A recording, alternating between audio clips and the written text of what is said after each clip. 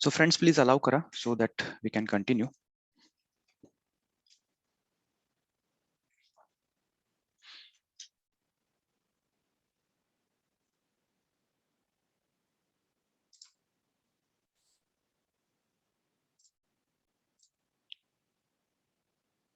Okay.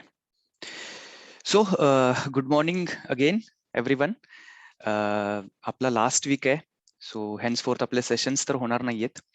So I am bit थोडासा excited की बाबा शेवटचं सेशन आहे तुमच्यावर, कदाचित आता इंटरॅक्शन खूप वेळानंतर होईल, और असं लाईव्ह इंटरॅक्शन कदाचित नंतर कधी होईल, I don't no. But definitely हा पूर्ण 5 वीकचा सेशन आय एम होपफुल की तुम्ही सगळ्यांनी एन्जॉय केला आणि भरपूर काही लर्निंग झाली. एक गोष्ट या पूर्ण सेशनमध्ये राहिली, दॅट इज आपलं माझं बऱ्यापैकी मुलांशी पर्सनली फोनवर बोलणं झालंय, तरी सुद्धा काही लोकांचं झालं नाहीये. सो काही मुलांचं मी सांगितलं की सर तुम्ही अवेलेबल असाल का नाही. मी पहिल्या दिवशी पण क्लिअर केलं होतं आणि मी लास्टच्या दिवशी पण ते रिपीट करतो फॉर यू गाईज. आम्ही तुमच्यासाठी ऑल द टाइम अवेलेबल आहे. जरी हे सेशन किंवा हे मॉड्यूल आज इथं जरी संपलं तरी सुद्धा फॉर एनी प्रॉब्लेम, कसलाही गायडन्स किंवा कसलंही क्वेरी किंवा काहीही शंका किंवा कदाचित डिमोटिवेटेड झाला असाल, कोणत्याही गोष्टीला तुम्हाला काही गरज वाटली तर please feel free to contact us.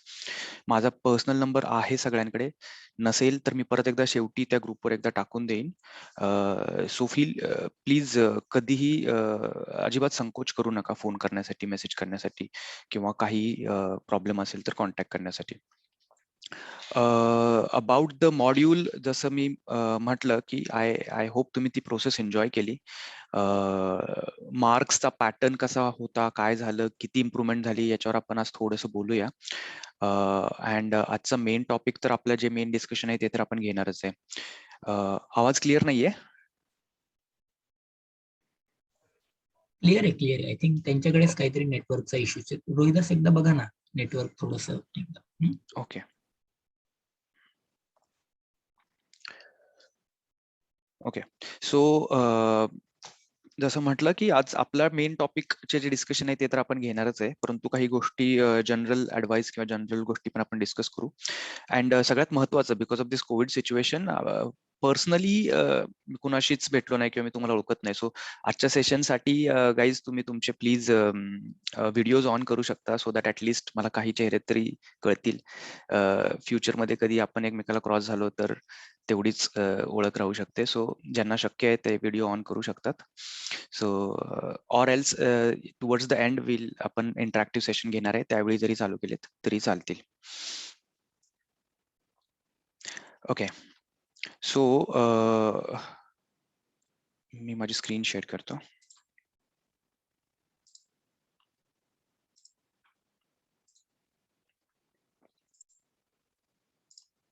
Okay, please screen दिसते सर्वांना?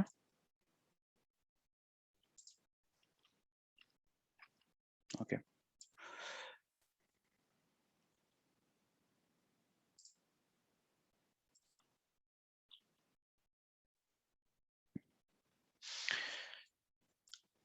ओके. सो अजेंडा आजच्या मीटिंगचा आपण असं ठेवूया, क्विकली आपला जे मेन टॉपिक आहेत त्याचं डिस्कशन कव्हर करून घेऊ आणि टुवर्ड्स द एंड आपण काही जनरल गोष्टीवर बोलूया.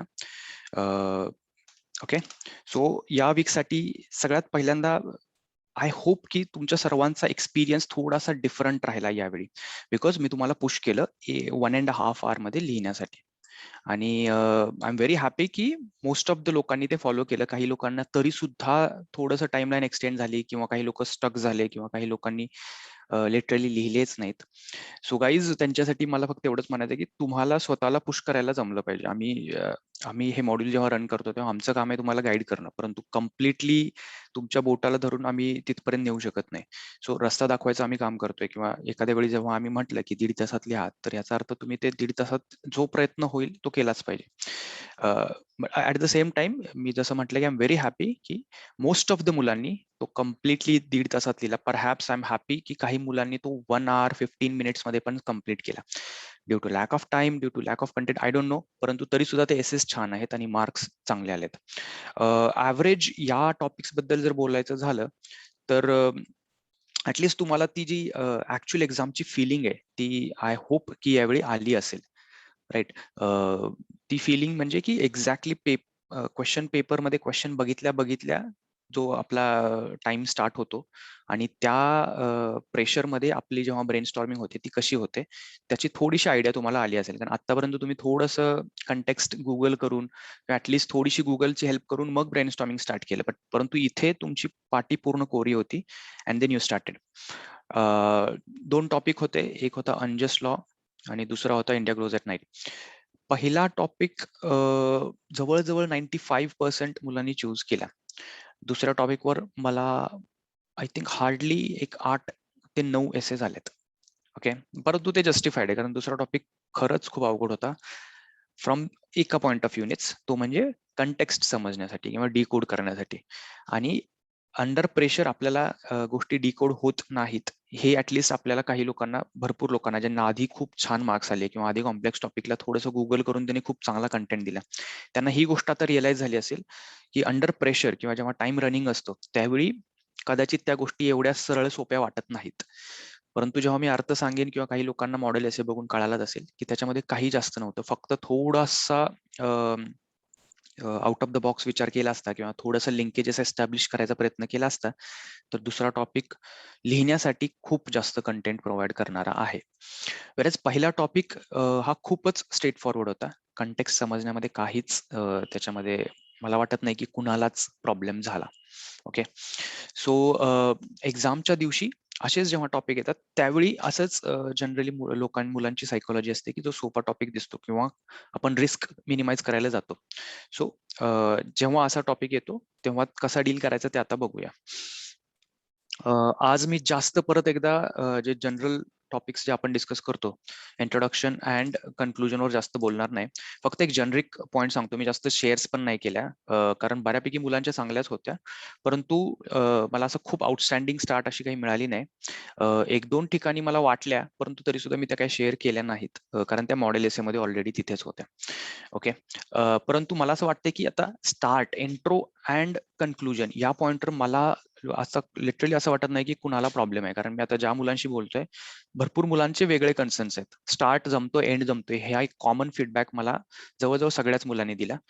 प्रॉब्लेम आता कधी येतो फक्त ब्रेनस्टॉर्मिंग मध्ये out of the box aspect जात नाहीयेत, मल्टी डायमेन्शनल थिंकिंग होत नाहीये किंवा डेप्थ टॉपिकची कळत नाहीये किंवा कंटेक्स्ट समजायला अवघड जातोय.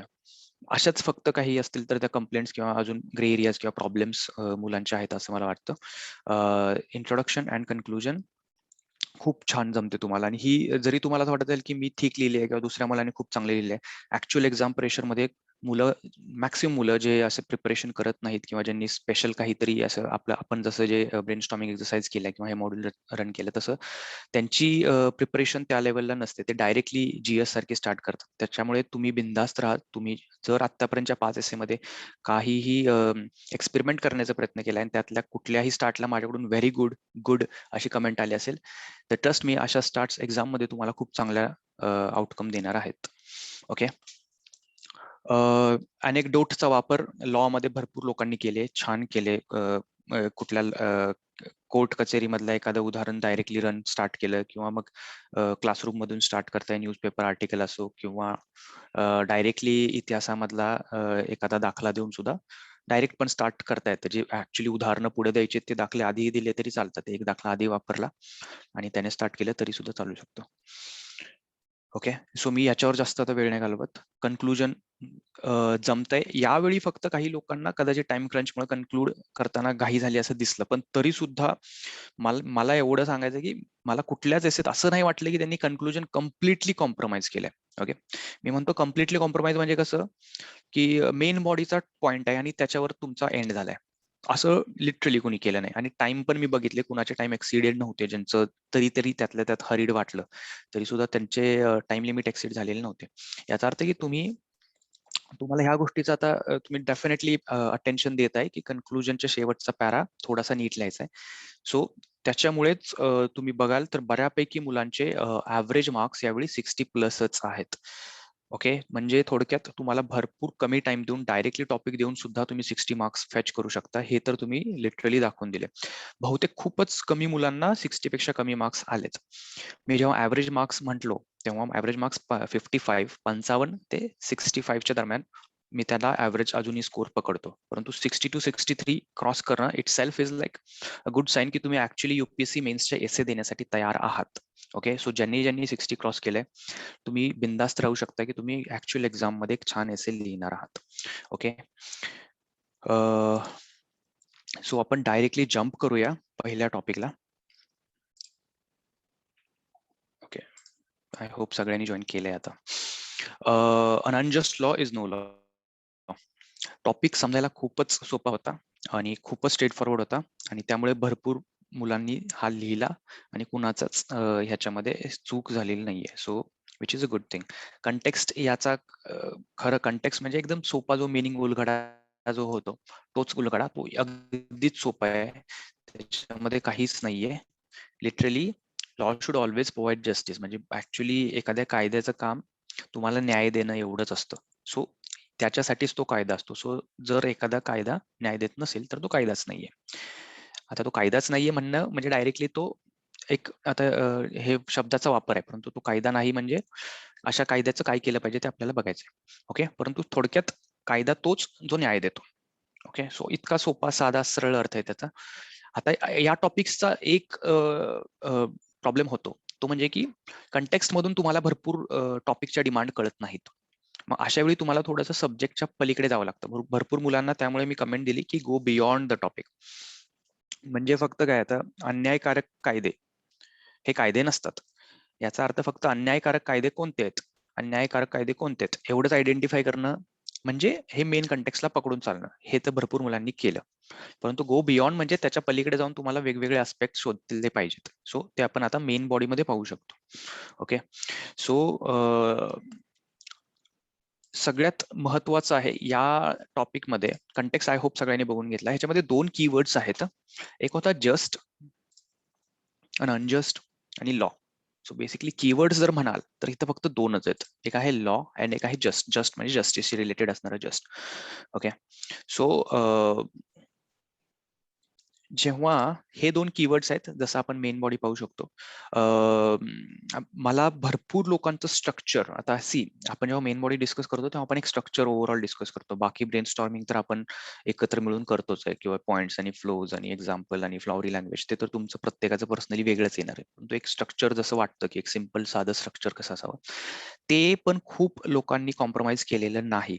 So which is a very good sign की भरपूर लोकांचं स्ट्रक्चर खूप छान आहे. आणि स्ट्रक्चर चांगलं झालं ही एक, आय एम व्हेरी हॅपी की ऍट दिस आज 5व्या सेशन मध्ये मला जेव्हा मला एक थोडक्यात एक भीती होती की मी एवढे 4 सेशन रन केल्यानंतर 5व्या सेशनला मुलांच्या क्वालिटीमध्ये खूप जास्त कॉम्प्रोमाइज झालं तर ते मलाच वाईट वाटलं असतं की याचा अर्थ की थोडक्यात मी सरळ ते ओपनली सांगितलं पण असतं की मला दिसतंय की खूप लोकांची इम्प्रुव्हमेंट नाही झाली, आणि तुम्हाला मी म्हटलं पण असतं की प्लीज मला परत एकदा कॉन्टॅक्ट करा ज्यांना ज्यांना तो प्रॉब्लेम आहे. परंतु सगळ्यात चांगली गोष्ट की तुम्हाला आता स्ट्रक्चर छान जमते. महत्वाचं सगळ्यात पहिल्यांदा महत्वाचा पॉईंट तो आहे. फ्लो थोडासा गडबडतो, थोडा ठीक होतो, टाइम प्रेशर मध्ये थोडं इकडे तिकडे होऊ शकतं, परंतु स्ट्रक्चर छान असणं is a very good sign की तुम्ही एक मॅच्युअर कंटेंट देताय. राहिला प्रश्न कंटेंटचा, तर कंटेंटमध्ये उदाहरणं किंवा डेप्थ आहे. भरपूर मुलांचा अटेम्प्ट 21चा नाहीये, 22 आहे. काही मुलांचा आहे, सॉरी, भरपूर नाही. किंवा काही मुलांनी मेन्स पॉईंट ऑफ व्ह्यूने किंवा एसे पॉईंट ऑफ व्ह्यूने विचार न केल्यामुळे त्यांच्या कंटेंटमध्ये ती डेप्थ आली नाही. त्यांना सांगितलं की कंटेंट जर कमी पडला, उदाहरणं सुचली नाहीत, उदाहरणं आठवली नाहीत, ऍक्च्युली माहितीच नाहीये कमी गोष्टी, किंवा न्यूजपेपरचं वाचन कमी आहे, यापैकी कुठल्याही कारणामुळे तुमचा कंटेंट कमी पडू शकतो. परंतु ती गोष्ट ओव्हर द पिरियड, तुमची मेन्स एक्झाम तुमची आता या जानेवारीमध्ये असेल किंवा पुढच्या ऑक्टोबरमध्ये असेल, तोपर्यंत तुम्हाला ॲम्पल टाइम आहे. तुमच्या मेन्सच्या प्रिपरेशनमध्ये तुमची ही गोष्ट कव्हर होऊन जाते. सो तुम्ही त्या बाबतीत जर काही टेन्शन असेल तर ते अजिबात घेऊ नका. ओके, सो कंटेंट डेव्हलप होईल, उदाहरणं नक्कीच येतील. जसं वाचन वाढेल तशी उदाहरणं येतील. आणि जसं जसं तुम्ही पुढे जाल या प्रोसेसमध्ये, प्री क्लिअर करून मेन्सला जेव्हा अटेम्प्ट कराल, त्या 2-3 महिन्यामध्ये आपला कंटेंट एकदम सडनली खूप वाढतो 1-2 महिन्यामध्ये. कारण आपण खूप जास्त फोकस्ड अभ्यास करतो आणि खूप जीएसच्या अराउंड कंटेंट येतो, खूप उदाहरणं आपल्या वाचण्यात येतात. सो कंटेंटची काळजी सोडून द्या,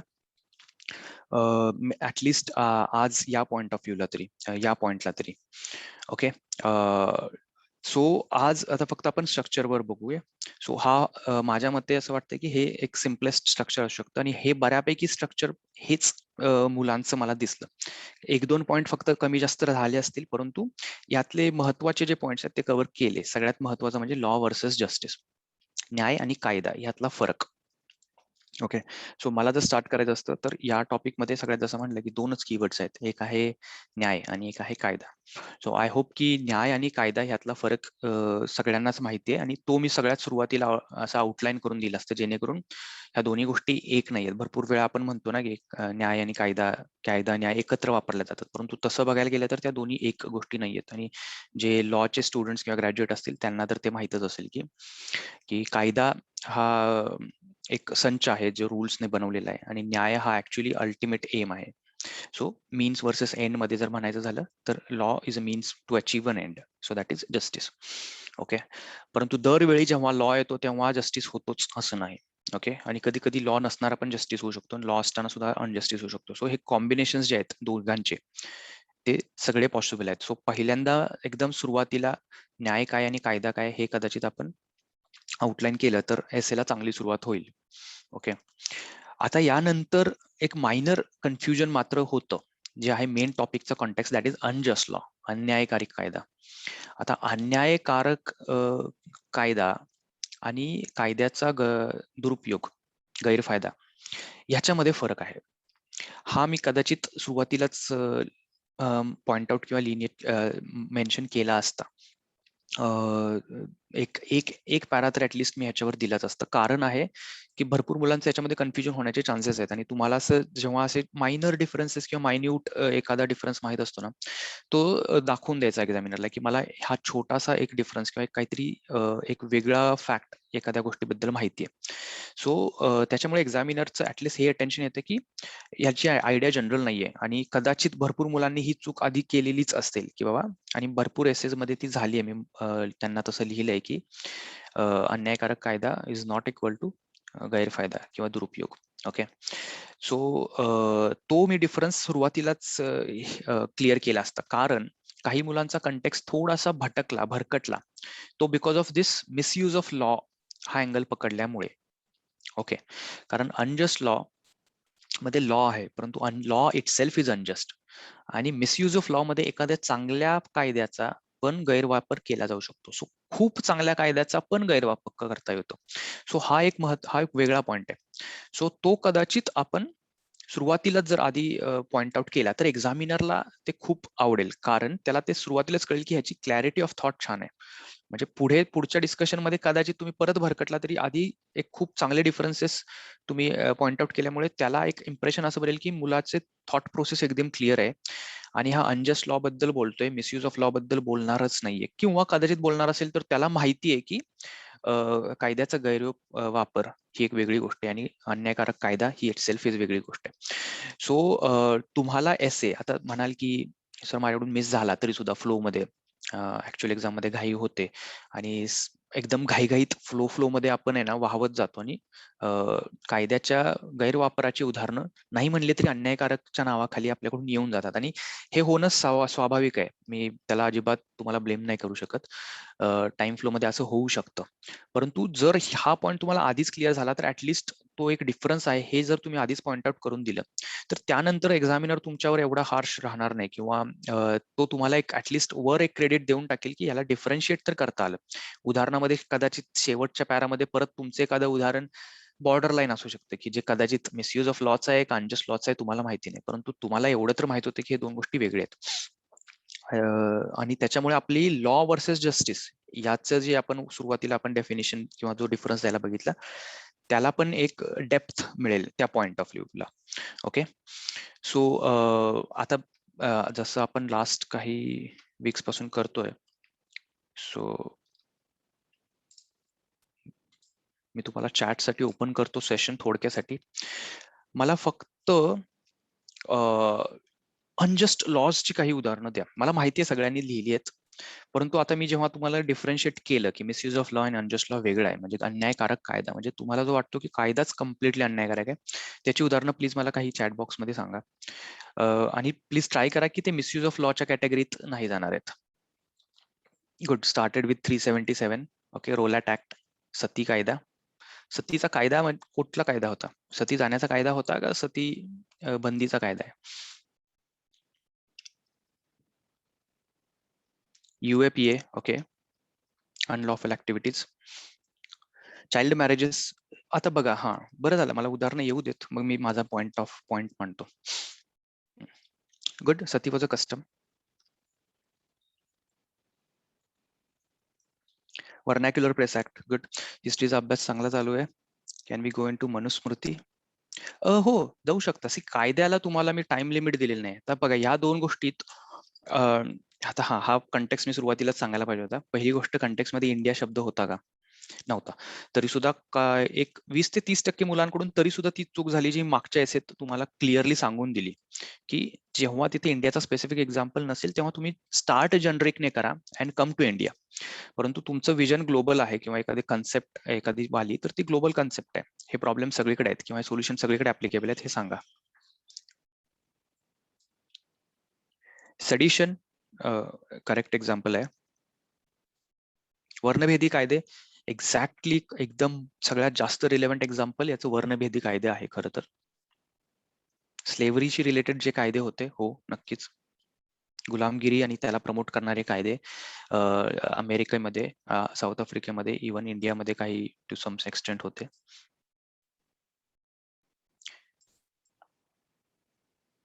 व्याभिचाराशी रिलेटेड कायदा, तो आता जो स्ट्राईक डाऊन केला, अप्स्पा. आता बघा, अप्स्पा ओके ठीक आहे, आपण बोलू याच्यावर. Freedom of religion, sorry, religion acts by many states like, okay, interfaith marriages काही स्टेट्सने बॅन केले, जे तुम्हाला अन्यायकारक वाटतात. Okay. Sedition act will come in the misuse of law. पाहूया आपण कसा घ्यायचा सेडिशनला. अडल्ट्रीचा कायदा, ओके. सिटिझनशिप अमेंडमेंट ऍक्ट, खूप border line controversial. Okay. So आता बघा, तुम्ही देत राहा सजेशन, मी तुम्हाला तरी सुद्धा सांगत राहतो. पहिली गोष्ट की आपल्या प्रिपरेशन मध्ये कायद्याची एक्झॅक्ट नावं खूप मुलांना आठवायला प्रॉब्लेम झाला, कारण तशी कंटेंट प्रिपरेशन नव्हती. त्यामुळे एक्झॅक्टली कायदा किंवा सेक्शन 377 आणि मग IPC नंबर, मग ते काय आहे ते लिहिणं सगळ्यांना शक्य नाही. लॉ स्टुडंट असेल एखादा तर तो मग धडाधड लिहित सुटला असता. परंतु आपल्या एसेची गरज तशी नव्हती. तुम्हाला इतिहासातले दाखले भरपूर देता आले असते आणि भरपूर इतिहासामध्येच अनजस्ट लॉ होते. आत्ताचे जे करंट प्रेझेंट मधले लॉज आहेत ते भरपूर बॉर्डर लाईन आहेत. सो ते जर दिले तर तुम्हाला ते जस्टिफाय करायला जमलं पाहिजे. सो जर या surrogacy act is a very good example. Yes. Child abortion act is very good example. Revenue ऍक्टचे होते ब्रिटिश काळातले, येस नक्कीच. वर्कर्सशी रिलेटेड जे ऍक्ट आहेत आत्ताचे का जुने, कारण त्याच्यामध्ये कंटिन्युअसली चेंजेस होत आहेत. Farmers law again controversial. Okay. Zamindari act colonial period मधला. ओके. सो आपण 2 मिनिटं थांबूया आता. ओके. कुणी टाईप करतच असेल तर सेंड करून द्या, बट देन बाकी लोक थांबा. ओके. तर आता तुम्ही 2 गोष्टी, जेव्हा मी लॉ अँड जस्टिस म्हटलो तेव्हा कायद्याच्या व्याख्यामध्ये तुम्हाला चाली, रीती, रूढी, परंपरा घ्यायच्या का नाही घ्यायच्या, हा एक कदाचित प्रश्न आला असेल, किंवा कदाचित तो प्रश्न न येता तुम्ही डायरेक्टली या गोष्टींना कायद्यामध्ये पकडलं असेल. सो चाली, रीती, परंपरा, रूढी या गोष्टी पण तुम्ही कायद्यामध्ये घेऊ शकता, कारण एसए मध्ये मी जसं म्हटलं की एसए हा कधी खूप टेक्निकल नसतो, किंवा GS2 किंवा GS3 सारखं नाहीये किंवा हे याच्या डेफिनेशन मध्ये येतं हे याच्या येत नाही. तुम्हाला जर चाली, रीती, रूढी, परंपरा घ्यायच्या असतील तर तुम्ही घेऊ शकता, परंतु ते घेण्याआधी तुम्ही ते क्लिअर केलं पाहिजे एक्झामिनरला की मी कायद्याची व्याख्या थोडीशी ब्रॉड करतोय किंवा करतीये, आणि भरपूर कायदे हे लिखित नसतात, अलिखित असतात, आणि अशा अलिखित कायद्यामध्ये आपण चाली, रीती, रूढी, परंपरा घेऊ शकतो, आणि मग तुम्ही ते जस्टिफाय करायला जा.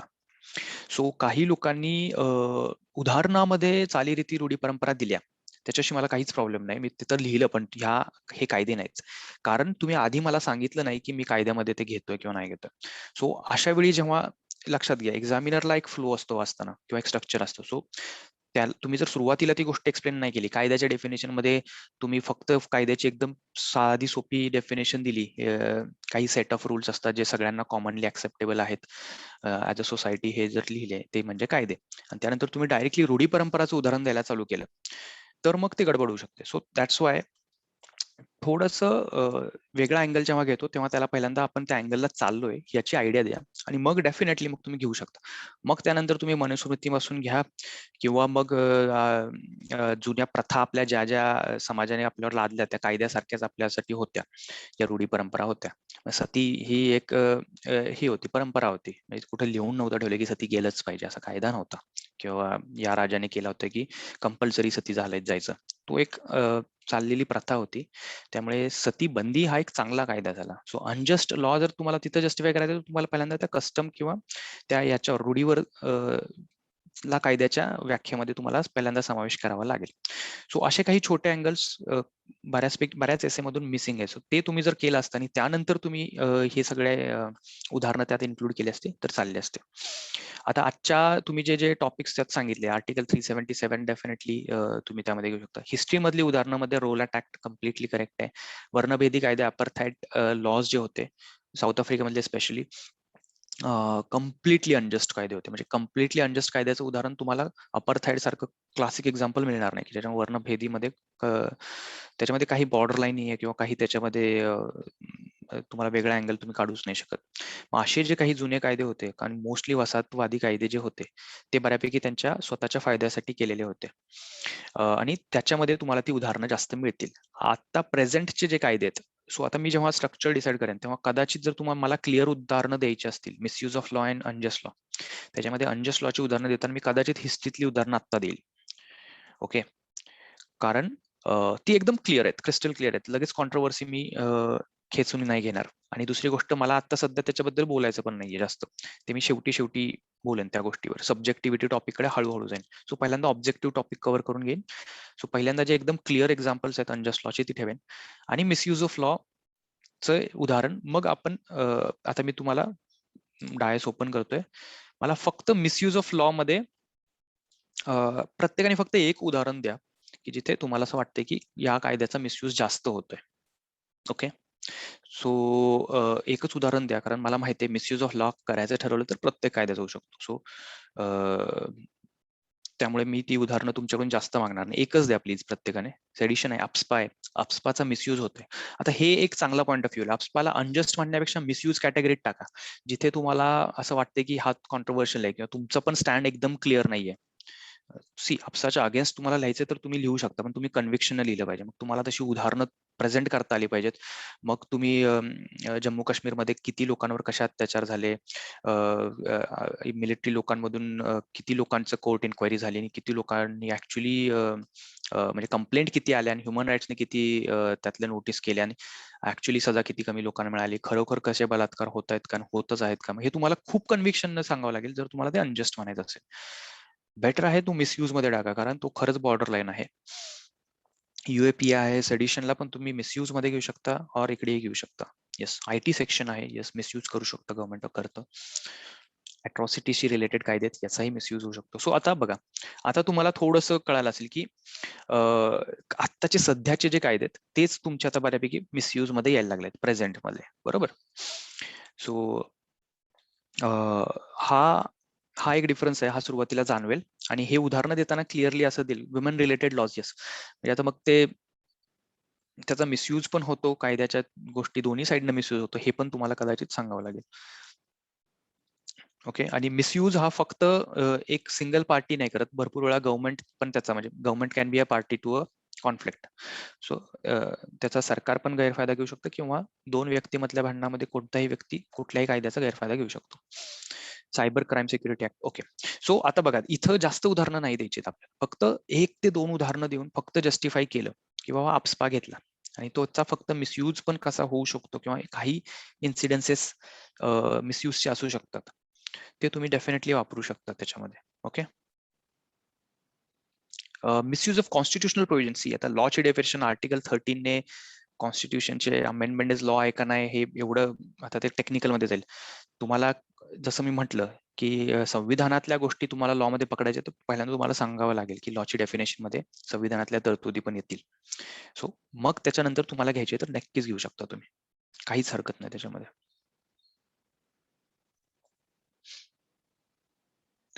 President rule. ओके, आता बघा प्रेसिडेंट रूल काळानुसार त्यांनी घेतला. तुम्ही डेफिनेटली त्यालाही मिसयूज ऑफ लॉ मध्ये कॅटेगरीमध्ये घेऊ शकता, पण त्याच्या आधी तुम्हाला ते लॉच्या डेफिनेशन मध्ये कॉन्स्टिट्युशनल प्रोव्हिजन आधी आणावे लागेल, सांगावे लागेल, आणि देन तुम्ही वापरा की बाबा जे काय वापर केला गेला, मग तुम्हाला 62 to 72 ला क्रिटिसाइज करायचं आहे का, मग सॉरी एमर्जन्सी नाही, तुम्ही प्रेसिडेंट रूल बद्दल बोलताय. ओके, किंवा मग आता जे सडनली भरपूर राज्यामध्ये जे प्रेसिडेंट रूल येतात ते कसे काय अन्यायकारक आहेत हे तुम्ही लिहू शकता. येस, कॉन्स्टिट्युशनल प्रोव्हिजनचा मिसयूज लिहू शकता. ओके, माहितीच्या अधिकाराचा पण मिसयूज होतो. ज्याचं इंटेन्शन इतकं चांगलं होतं त्याचा पण मिसयूज होऊ शकतो. सो असे एक नाही तर दोन उदाहरणं जरी दिली की ज्याचं इंटेन्शन, जेव्हा लॉ तो लिहिला गेला त्याचं इंटेन्शन एवढं छान होतं, तरी सुद्धा त्याचा गैरफायदा किंवा गैरवापर होतो किंवा होऊच शकतो. ओके, ह्याच्यामध्ये तुम्ही 2 ते 3 पॅराज घेऊ शकता, कारण ह्याच्यामध्ये भरपूर उदाहरणं तुम्ही अनजस्ट लॉची द्याल आणि मिसयूज ऑफ लॉची द्याल. त्याच्यामुळे उदाहरणं जी आपल्याला मॅक्सिमम द्यायची ती आपण कदाचित इथेच थांबवू शकतो या पॉइंट खाली. ओके, इंटरनेट कम्प्लीट शटडाऊन, हा नक्कीच. ओके, आता त्यानंतर त्याच्या एक स्टेप अजून खाली जायचं, जेव्हा म्हणलं ना डेप्थ पाहिजे तुम्हाला, की आता नक्की what decides if a law is a just or unjust, म्हणजे न्याय कुठला, अन्यायकारक कायदा कुठला, न्यायकारक कायदा कोणता, हे कसं ठरवायचं, हे डेफिनेटली कव्हर करायला पाहिजे होतं. खूप लोकांनी ते केलंय. So I am very happy. म्हणजे हा एक पॉइंट आहे, ही एक थोडीशी मॅच्युरिटी आहे, कदाचित तुमच्याकडे आधीपासून होती और याच्यातून डेव्हलप झाली, I don't no, but I am very happy की भरपूर मुलांनी नक्की न्यायपूर्वक कायदा म्हणजे कोणता कायदा, म्हणजे त्याला कुठला क्रायटेरिया दिल्यानंतर तो होतो. काही लोकांचं तरी सुद्धा मिसिंग आहे, मी त्यांना तसं लिहिलंय किंवा क्रायटेरिया किंवा त्याच्यामधले नक्की पैलू नाही, कोणते क्रायटेरिया किंवा कोणते पॅरामीटर्स आहेत त्याच्यावर तुम्ही डिसाईड करणार आहे जस्ट लॉ लिहिल्या. ह्याच्यावर तुम्हाला जास्त वेळ नाही घालवायचा, परंतु हा एक अँगल देणं मला असं वाटतं की महत्वाचं आहे. तुम्हाला काय वाटतं की कुठला कायदा जस्ट असला पाहिजे, मग इथे तुम्ही ह्याला नैतिकतेशी पकडा, वैयक्तिक सामाजिक नैतिकतेशी पकडा, कोणताही कायदा जो सगळ्यात जास्त सर्वसमावेशक जो न्याय करतो, आणि किंवा मग काही लोकांनी गांधीजींची डेफिनेशन घेतली किंवा जो पुअरेस्ट ऑफ द पुअर सेक्शनचा विचार करून केलेला कायदा तोच न्याय कायदा, किंवा सगळ्यात जो गरीब आहेत किंवा सगळ्यात जो डिसएडव्हान्टेज सेक्शन आहे त्याचा विचार करून केलेला कायदा म्हणजे न्याय कायदा, किंवा लॉंग टर्म विजन ठेवून केलेला कायदा म्हणजे न्याय कायदा. मग इथे तुम्ही चाणक्य किंवा काही आणायचे, कोणत्याही पॅरामीटर्स तुम्हाला इथे जम्पिंग करायचे ते करू शकता. ओके, तुम्हाला या पॉइंट ऑफ व्ह्यू ब्रेनस्टॉर्मिंग करायची गरज आहे का? मला असं वाटतं तुम्ही सगळ्यांनी हे लिहिलंय, मला वाटतंय, ऑर एल्स तुम्ही थोडेसे पॉईंट सांगू शकता. जर तुम्हाला हे 2-3 पॉईंट सोडून अजून तुमच्या क्रायटेरिया ऑफ जस्ट लॉ मध्ये जर काही एखादं टाकायचं असेल तर प्लीज चॅट बॉक्स मध्ये मला सांगा. लोकांचे हित साधणारे ऍक्ट, बोथ पार्टीजचा विचार करून केलेला. ओके, येस, मेसेज करू शकता. तुम्हाला काय वाटतंय की न्याय कायद्याचं कुठले बेसिक पॅरामीटर्स कोणते सॅटिस्फाय केले पाहिजेत. काही लोकांनी एक खूप छान लिहिलंय, मॉडेल एसे मध्ये 1 का 2 आहेत, इंग्लिशमध्ये पण 1-2 आहेत. म्हणजे एक्झॅक्ट जेव्हा म्हणतो ना एक्झॅक्ट कंटेंट म्हणजे काही लोकांची क्लॅरिटी एवढी असते की त्यांनी 3 पॉईंट सांगितलेत, हे 3 क्रायटेरिया सॅटिस्फाय झाले तर त्या कायद्याला न्याय मानायचं. तर ते खरं तसं काय, जसं म्हटलं की हे सब्जेक्टिव्ह आहे. तुम्हाला बाबा 5 क्रायटेरिया ठेवू शकता, एकच क्रायटेरिया ठेवू शकता. काही लोकांनी एकच क्रायटेरिया, सगळ्यात गरीब लोकांचा विचार करणारा आहे तो म्हणजे ते veil of ignorance we can mention here. Yes, आता तुमचं इथं ऑप्शनलचं नॉलेज नक्कीच कामाला येईल. ओके, सो तुम्ही इथे जर कुणाला कोट करायचं असेल फिलॉसॉफरने ज्यांनी कायद्याबद्दल काहीतरी चांगलं सांगितलंय तर ते तुम्ही डेफिनेटली मांडू शकता. येस, नैसर्गिक कायदा, हा एक अँगल बऱ्याच मुलांच्या एसे मध्ये आला आणि आय एम व्हेरी हॅपी की नॅचरल जस्टिस प्रोव्हाइड करणं is the main natural laws जे आहेत, म्हणजे कायद्याची वर डिफरन्शिएशन केलं काही लोकांनी किंवा काही नॅचरल लॉज असतात आणि काही लॉज आपण बनवतो. सो नॅचरल लॉमध्ये काही लोकांनी जो नॅचरल जस्टिस अँगलवर येतो, म्हणजे नॅचरल लॉने जे जस्टिस मिळतं, जे न्याय मिळतं, तो न्याय मिळवणं हा एक क्रायटेरिया असू शकतो. Substantial law, yes. Fundamental rights with compromise न करणारे, inclusive welfare of all. Okay, fundamental rights ला तुम्ही येस लिंक करू शकता. ह्युमन राईट्सला पण लिंक करू शकता. अफर्मेटिव्ह ऍक्शन असली पाहिजे थ्रू जस्टिस. येस, म्हणजे त्या जस्टिस मिळाल्यानंतर तो एक समाजाला काहीतरी एक त्यातून लेसन पण मिळाला पाहिजे आणि ती ऍक्शन निगेटिव्ह नसावी. म्हणजे फक्त पॅनलाइज करणं हेच एक लॉचं इंटेन्शन नसावं, हा एक अँगल तुम्ही टाकू शकता. Equal protection and equality. आता तुम्ही इथं टेक्निकल आलात. Very good. आय थिंक हा एक अँगल बरं झालं हा आत्ताच तुम्ही मेन्शन केला Anuja. Rule of law, equal आणि त्यानंतर इक्वल प्रोटेक्शन ऑफ लॉ. आणि US मध्ये कोणती सिस्टीम आहे? आपल्या इंडियामध्ये we have procedure established by law and in yes due process of law. So याच्यामधला डिफरन्स पण काही लोकांनी मेन्शन केलाय, so which is a good thing. आणि ह्यामध्ये तुम्हाला कोणती बेटर वाटते? सो बऱ्याच लोकांनी ड्यू प्रोसेस ऑफ लॉला इन्क्लिनेशन आहे. So which is correct. Okay, so yes rule of law आहे, येस मेंटेन करणं. ओके, सो हे तुम्ही जर एखाद्या वेगळ्या पॅरामध्ये मेन्शन करून द्याल आणि त्याचं स्ट्रक्चर जर आधी क्लिअर असेल की हे काही क्रायटेरियाज आहेत किंवा हे याचे मापदंड आहेत एखाद्या लॉला न्यायकारक कायदा म्हणण्याचे, तर ह्याच्यामध्ये तुम्ही हे 2, 3, 4 जे किती तुम्हाला पाठवायचे लिहायचे तुम्ही लिहू शकता. ओके, आता याच्या पलीकडे अजून जाऊया. Maybe we can stop now here. Okay, याच्या पलीकडे म्हणजे गो बियॉन्ड द टॉपिक जेव्हा म्हटलं, आता आतापर्यंत आपण डेप्थ मध्ये आलो, परंतु या एसे मध्ये असं कुठंच नव्हतं की काय अन्यायकारक कायद्यांशी डील कसं केलं पाहिजे तुम्ही. काही लोकांनी ते कव्हर केलंय आणि which is a good thing. हा पॉईंट तुम्ही एंडला पण घेऊ शकता, टुवर्ड्स द कन्क्लुजन पण घेऊ शकता, मेन बॉडीमध्ये पण घेऊ शकता, कुठेही घेऊ शकता, परंतु हा ऍटलिस्ट यायला पाहिजे होता. किंवा काही लोकांचा हा मिसिंग आहे की आता ठीक आहे, एवढं सगळं आपण डिस्कस केलं तरी सुद्धा अन्यायकारक कायदे आहेत किंवा कदाचित ते असतील किंवा ते राहतील. मग अशा कायद्यांना as a human being, as a society त्यांना आपण कसं अपोज केलं पाहिजे. मग ह्याच्यामध्ये काही लोकांनी चांगले उदाहरण दिलेत की बाबा आपण सविनय कायदेभंग हे एक त्याचं चांगलं उदाहरण आहे की बाबा कायदा मोडायचाच आहे तर तो सविनय, व्हायलन्स नाही, अहिंसक असलं पाहिजे, किंवा मग फक्त प्रोटेस्ट वेज असतील किंवा लिगल युजेस म्हणजे जसं मॉडरेट्सने केलं किंवा एक्स्ट्रीमिस्टने केलं.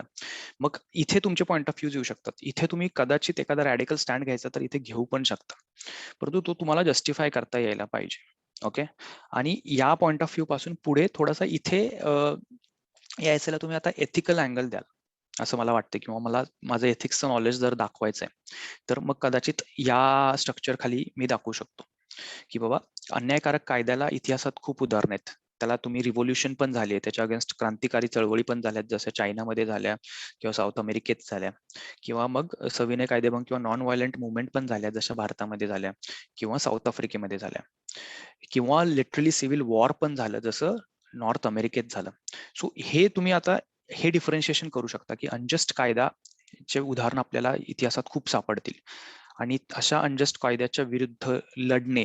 मग आता काही लोकांनी ते छान कोट्स दिलेत की तो पण itself is your right, or त्याच्या विरुद्ध लढणं हाच आपला मेन अधिकार आहे किंवा लढलंच पाहिजे. फक्त ते कसं लढायचं ह्याच्यामध्ये तुम्ही डिफरन्शिएट करू शकता. किंवा क्रांतिकारी मुवमेंटमध्ये जसं मी म्हणलं, साऊथ अमेरिका एक वेगळं एक्झाम्पल आहे, नॉर्थ अमेरिका एक वेगळं एक्झाम्पल तुम्ही करू शकता. इंडियामध्ये वेगळ्या प्रकारचा अपोजिशन झाला अन्यायकारक कायद्याला, साऊथ आफ्रिकेत वेगळ्या टाईपला झालाय, चायना वेगळ्या प्रकारे डील केलंय. सो हे तुम्ही ऑल ओव्हर द वर्ल्ड याचे पॅटर्न्स किंवा ह्याचे एक्झाम्पल्स तुम्ही देऊ शकता, किंवा कदाचित मी देतीलच असते. हे एक बऱ्याच मुलांच्या एसेमध्ये मिसिंग होतं. डेफिनेटली आपल्या स्वातंत्र्याचा चळवळीचा रेफरन्स आहे, आणि गांधीजींचं उदाहरण आहे, सविनय कायदेभंग आहे. पण त्याच्या पलीकडे बाकी देशात पण ज्या प्रकारे कायद्याच्या अगेन्स्ट लढाई झाले ते पण तुम्ही द्यायला पाहिजे होते. आणि पॉल सायन्सच्या लोकांनी तर ऍटलिस्ट मला एक्सपेक्ट होतं, काही एसेस मध्ये असतील ते, परंतु बऱ्याच मुलांनी ते हे एक अँगल मिस केलाय. सो मला असं वाटतं की डील करायला पाहिजे होतं. ओके. आणि इथे जसं म्हटलं, मग तुमची नैतिकता काय आहे, की जर तुमच्या अगेन्स्ट व्हायलन्स होत असेल तर त्या व्हायलन्सचा त्याचा अपोजिशन व्हायलन्सनेच करायचं का, ही तुमच्या नैतिकतेत बसतं का नाही बसत. मग अप टू व्हॉट एक्सटेंड तुम्हाला नॉन व्हायलन्स ठीक वाटते आणि त्याच्यानंतर तुम्हाला असं वाटतं की शस्त्र घेणं हा आपला धर्म आहे किंवा कर्म आहे, जसं महाभारतात सांगितलंय. सो इथे तुम्ही कोणत्याही अँगलला जाऊ शकता, फक्त तुम्हाला त्याच्या अंडरलाईन फिलॉसॉफी जी आहे, ओके, अंडरलाईन जो एथिकल थॉट आहे तो तुम्हाला जस्टिफाय केला. म्हणजे धर्म माझ्यासाठी महत्वाचा आहे, की जर एखाद्या ठिकाणी अन्याय होत असेल तर त्याच्या अगेन्स्ट शस्त्र उचलणे हा माझा धर्म मला सांगतो. ही एक लाईन पण पकडू शकता तुम्ही, आणि ती पकडून त्याची उदाहरणं तुम्हाला जस्टिफाय करायला द्यावी लागतील, चांगली उदाहरणं. ओके. मग आपल्याच लढ्यामध्ये पण रिव्होल्युशनरी मुवमेंटची उदाहरणं तुम्ही देऊ शकता, की जे झाले त्यांना जे वाटलं ते त्या अँगलने होतं. ऍट द सेम टाइम जिथं तुम्हाला नॉन व्हायलंट स्ट्रगल दिसतो आणि तो इफेक्टिव्ह किती आहे किंवा तो लॉंग टर्म मध्ये किती चांगला आहे, की भारत ॲज अ देश, आपण आज एवढे डायव्हर्सिटी सारखे देश आपण एकत्र आहोत, याचं कारण आहे की अन्यायपूरक कायद्याला आपण सविनय कायदेभंग सारख्या किंवा नॉन व्हायलंट स्ट्रगलने आपण डील केलं. त्याच्यामुळे एक लॉंग रन मध्ये जर एखादं अशा अन्यायकारक कायद्याला लढायचं असेल तर तो कायदेशीर पद्धतीनंच लढलं पाहिजे. जर समोरच्याने आपल्यावर अन्याय केला याचा अर्थ आपण पण अन्यायकारक वागलं पाहिजे असं त्याचं होत नाही. सो हे तुम्हाला 2-3 मुद्दे किंवा जे कुठला एक पॉईंट किंवा एकच जरी घ्यायचं तरी घेऊ शकता, पण बाकीच्यांची उदाहरणं तरी द्या आणि एक जस्टिफाय करा. हे असं एसेमध्ये शक्यतो अप्रोच असावा. याने काय होतं की एक्झामिनरला कळतं की याला सगळे अप्रोचेस माहिती आहेत, की एकच अप्रोच नाही पकडत किंवा एकच उदाहरण गांधीजींचं आहे आणि सगळ्यांनी लिहिलंय की अन्यायकारक कायद्याला आपण हे असं करून डील करायचं. तसं नाही, मला सगळे उदाहरणं माहित आहेत आणि माझा पॉईंट ऑफ व्ह्यू हा आहे की भगतसिंगांनी जे केलं ते बरोबर आहे. सुरुवातीला त्यांना वाटलं अप टू सम एक्सटेंट, त्यांची मॉरॅलिटी जिथपर्यंत सपोर्ट केलं तोपर्यंत त्यांनी व्हायलन्स यूज केला, त्यानंतर त्यांनी नॉन व्हायलंट स्ट्रगल चूज केला. किंवा तुम्हाला डायरेक्टली चे गुवेरा तुम्हाला खूप भारी वाटत असेल तर तुम्ही साऊथ अमेरिकेमधलं त्याचा स्ट्रगल मध्ये डायरेक्टली आर्म्ड रेबेलियन घेऊ शकता. किंवा मग युएसच्या एक्झाम्पल मध्ये अनजस्ट लॉजला मग डायरेक्टली एकत्र येऊन प्रॉपर गव्हर्नमेंट एस्टॅब्लिश करून एक वॉरच, फुल फ्लेज वॉर घेऊ शकता.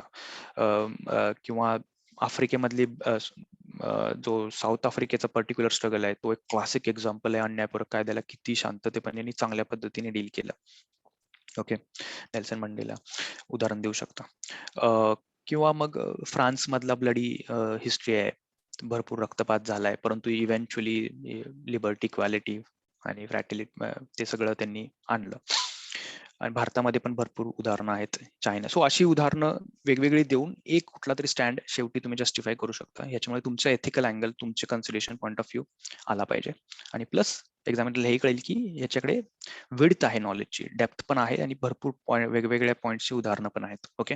ही उदाहरणं आता नाही आली तुमच्या एसेत तर चालतील. ओव्हर द प्रिपरेशन तुम्ही जेव्हा GS2, GS3 प्रिपरेशन करणार किंवा GS1 मध्ये इंटरनॅशनल हिस्ट्री जेव्हा वाचणार तेव्हा ऑटोमॅटिकली ह्या गोष्टी तुमच्या होऊन जातील. सो जेव्हा मी सुरुवातीला म्हटलं की कंटेंटची काळजी सोडून द्या, तर हे आहे. फक्त डिफरंट पॉईंट ऑफ व्ह्यूजने विचार करायचा, हा एक थॉट आपल्या डोक्यात आत्ताच बसला पाहिजे. उदाहरणं तुमच्या प्रिपरेशन मध्ये नंतर येतील. ओके. सो हा एक वेगळा अँगल तुम्ही एसे मध्ये देऊ शकला असता किंवा बऱ्याच लोकांनी दिलाय. So appreciated. सगळ्यात शेवटी मी फक्त एक वे फॉरवर्ड म्हणलंय. वे फॉरवर्ड म्हणजे याचं एक्सटेन्शन, की तुम्हाला काय वाटतंय की आता अन्यायकारक कायद्याची कशी डील करायची हे उदाहरणं दिली आणि अन्यायकारक कायदे आलेच नाही पाहिजेत हे मी वे फॉरवर्ड मध्ये दिलं असतं. की आता ॲज अ सगळ्याकडे डेमोक्रेसी आली आहे किंवा जिकडे राजेशाही असेल तिकडे पण न्यायपूर्वक कायदे होते किंवा अन्यायपूर्वक कायदे पण असतील, परंतु इव्हेंच्युअली असा कायदा आलाच नाही पाहिजे, ह्याच्यासाठी आपल्याला काय करता येईल हे मी कदाचित वे फॉरवर्ड मध्ये घेतलं असतं. हे काही लोकांनी सुरुवातीला घेतलंय, काही लोकांनी मध्येच घेतलंय. काही लोकांचे थॉट्स एवढे रॅन्डम होते की ते सगळे पॉइंट्स येत होते, बट त्यांना जेव्हा आठवेल तेव्हा ते टाकत होते. हा एक प्रॉब्लेम टाइम क्रंच मध्ये होतो. ओके. दॅट्स वाय ऍटलीस्ट जर तुम्हाला ब्रेनस्टॉर्मिंग नसेल करायचे तर ऍटलीस्ट हे 6 पॉईंट तरी तुम्ही क्लिअर करून घ्याल. ह्याच्यामध्ये तुमची 10 मिनिटं गेली चालतील, पण हेच 6 पॉईंट जर तुम्ही तुमच्या ह्याच्यामध्ये लिहिले त्यानंतर तुम्ही मग किती भरकटणार. तुम्हाला एवढं तर माहित असेल ना की मिसयूज मध्ये मिसयूजच लिहायचं आहे, तोपर्यंत आपण त्या मेन दुसऱ्या पॉईंट यायचं नाही. हाऊ टू डील मध्ये हाऊ टू डीलच लिहायचं ऍटलीस्ट, त्यामुळे स्ट्रक्चर क्लिअर राहील. वे फॉरवर्ड मध्ये सगळ्यात शेवटी जसं मी म्हटलं की वी कॅन कन्क्लूड विथ की आता असे कायदे येऊच नयेत, किंवा आजच्या मितीला आपल्याला दिसतंय की अन्यायपूर्वक कायद्यापेक्षा गैरफायदा जास्त घेतला जातोय, आणि त्याच्यावर पण चेक्स अँड बॅलन्सेस आहेत. सो चेक्स अँड बॅलन्सेसचं उदाहरण दिलंय खूप लोकांनी, छान आहे. म्हणजे थोडक्यात तुम्हाला वे फॉरवर्ड सुचलाय. मला तर वाटतं 90% लोकांनी वे फॉरवर्ड दिलाय, पण तो टुवर्ड्स एंड नाही दिला, काही लोकांनी मध्येच देऊन टाकलाय, कधी आधीच देऊन टाकलाय. शेवटी एक्झामिनरला समराईज करायचं असतं, किंवा तुमचा एसे तुम्हाला एक शेवट बघायचं असतो. त्यावेळी जर तुम्ही तो वे फॉरवर्ड दिला तर तो जास्त चांगला. म्हणजे आता इथे तुम्ही चेक्स अँड बॅलन्सेस बद्दल बोलाल, और इथे तुम्ही continuous improvement of law, continuous revision of law, म्हणजे आपल्याकडे लॉ कमिशन बसते, सारखे जुने लॉ सारखे आपण पडताळून बघायचे, आजच्या मितीला ते खरोखर रिलेव्हंट आहेत का, नसतील तर त्यांना स्क्रॅप करायचे किंवा अमेंडमेंट करायचे, कंटिन्युअस चेंजेस करायचे. ह्या प्रोसेस थ्रू आपण always we can make sure की काही लॉज जे आधीच्या काळात कदाचित न्यायपूर्वक होते पण आज अन्यायकारक वाटतात, किंवा आधीच्या काळात अन्यायकारक होते पण आज कदाचित ते परत आणले तर ओके असतील, अशा कायद्यांचे ते कंटिन्युअस रिव्हिजन होणं गरजेचं आहे. आणि ही प्रोसेस सलग आणि सतत चालू राहिली पाहिजे. अशा काहीतरी नोटवर आपण वे फॉरवर्ड आणू शकतो. हे सोडून तुम्हाला वेगळा वे फॉरवर्ड सुचत असेल तर yes, evolving laws, role of media, civil society, good examples. आता तुम्ही सजेस्ट करताच आहेत तर प्लीज करा. मला असं वाटतं की माझ्यापेक्षा चांगलंच तुम्हाला सुचतंय आता. It's a good point. Role of media आणि सिव्हिल सोसायटीचा रोल ह्याच्यामध्ये प्लीज सजेस्ट करा. अजून तुम्हाला काय वाटतं की काय झालं पाहिजे जेणेकरून अन्यायकारक कायदे येणारच नाहीत, किंवा ते आले तरी ते जास्त वेळ टिकणार नाहीत, आणि जे टिकले तर त्याच्यावर पटकन कुठली रेमेडी अशी आहे की जी ते इझिली, ते तर आपण हाऊ टू डील मध्ये एंड बघितलंय, तोच तुम्हाला तो पॉइंट वाटतोय. स्थानिक सहभाग, गुड. बॉटम्स अप अप्रोच तुम्ही घ्याल. कायदे जोखीम पडताळणी, direct democracy tools, okay. Direct democracy, बर, सगळीकडे शक्य नाही पण नक्कीच सजेस्ट करताना तुम्हाला एवढं विचार करायची गरज नाही की ह्याचा प्रोज काय आणि कॉन्स काय. तुमचे सजेशन्स तुम्ही द्या, डेफिनेटली ते चालेल. Morality based law, people's participation आहे already, involving of people, proper implementation of parliamentary procedure, okay. Judicial activism, yes, why not. आता इथे रेफरंडम ऑफ लॉ ते वर डायरेक्ट डेमोक्रेसी मध्ये एक्सप्लेन केलं. डायरेक्ट डेमोक्रेसीचे सगळे टूल्स येतील, रेफरंडम येईल, काय ते सगळे येतील, रिकॉल येईल. ज्युडिशियल ऍक्टिव्हिजम, आता इंडियाच्या ज्युडिशियल सिस्टीमवर तुम्हाला टिप्पणी करायची आहे तर करा. काही लोकांनी केलंय, ते रंजन गोगोईचं उदाहरण पण दिलं. बाय फार आपली सिस्टीम बऱ्यापैकी क्लीन आहे किंवा जस्ट आहे हे तुम्ही मांडू शकता, परंतु तरी सुद्धा त्याच्यामध्ये कंटिन्युअस इम्प्रुव्हमेंटची गरज आहे असं तुम्हाला सांगणं काही हरकत नाही. थोडं इमोशनली हँडल करायला पाहिजे, निव्वळ कायद्याच्या बाजूने न जाता. Yes, okay. पण आता म्हणजे आता इमोशनली हँडल करायला पाहिजे म्हणजे मग इथे तुम्ही ड्यू प्रोसेस ऑफ लॉ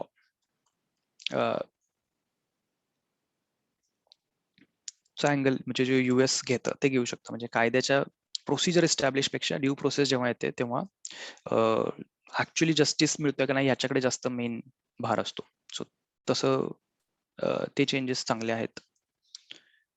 किंवा मग पॉलिटिकल इंटरफिअरन्स कम्प्लिटलीच आता थोडा जरी होत असेल इन द ज्युडिशियल सिस्टीम, तो अजून कमी केला तर अजून न्याय चांगले होतील आणि त्यांचं अजून स्ट्रेंथ वाढेल. युवा संसद, international group of parliaments, yes yes. So आता इथे तुम्ही सगळ्यात शेवटी कायद्याचे तत्वज्ञान येथील विचारांची धारणा, येस, सामाजिक धारणांचा विचार, नाईस. सो बघा आता तुम्हाला भरपूर वे फॉरवर्ड दिसतात. सो अशा वे फॉरवर्डवर एंड कराल तर तो कन्क्लुजनला पण तुम्ही चाललाय ह्याची लिटरली एक हिंट येऊन जाते की जेव्हा तुम्ही असं बोलायला चालू करता. PIL आहे already, PIL is a very good step, जी ऑलरेडी इम्प्लिमेंटेड आहे.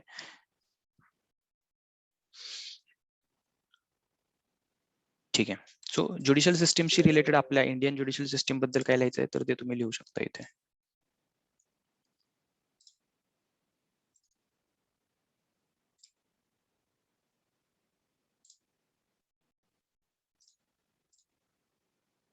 Okay, rational thinking towards legislature, okay, ठीक आहे. So let's stop here. So I think या एसे मध्ये तुम्हाला मला असं वाटतं की मी जे पॉईंट डिस्कस केले त्यातले बऱ्यापैकी 80% तुमच्या एसे मध्ये होतेच. ओके, सो मला असं काही वेगळं कदाचित 1, 2, 3 वेगळे अँगल आले असतील. आले ठीक आहे, नाही आले तरी सुद्धा तुमचे एसेस छानच आहेत. स्ट्रक्चर फक्त महत्वाचं हवं होतं. ते काही लोकांचं रॅन्डम वाटलं, परंतु बाय लार्ज स्ट्रक्चर जमते. ज्यांचं थोडंसं इकडे तिकडे झालंय त्यांनी प्लीज त्या गोष्टीवर फक्त वर्कआउट करा. कंटेंटची काळजी सोडून द्या. जसं मी म्हटलं, GS1 मध्ये इंटरनॅशनल हिस्ट्री अभ्यास झाला की हे तुम्हाला सगळं सुचणार आहे. पॉलिटिकल सायन्स GS2 मध्ये तुम्ही परत जास्त डीप मध्ये स्टडी कराल, त्यावेळी तुम्हाला बाकी अँगल्स पण तुमचे क्लिअर होऊन जातील.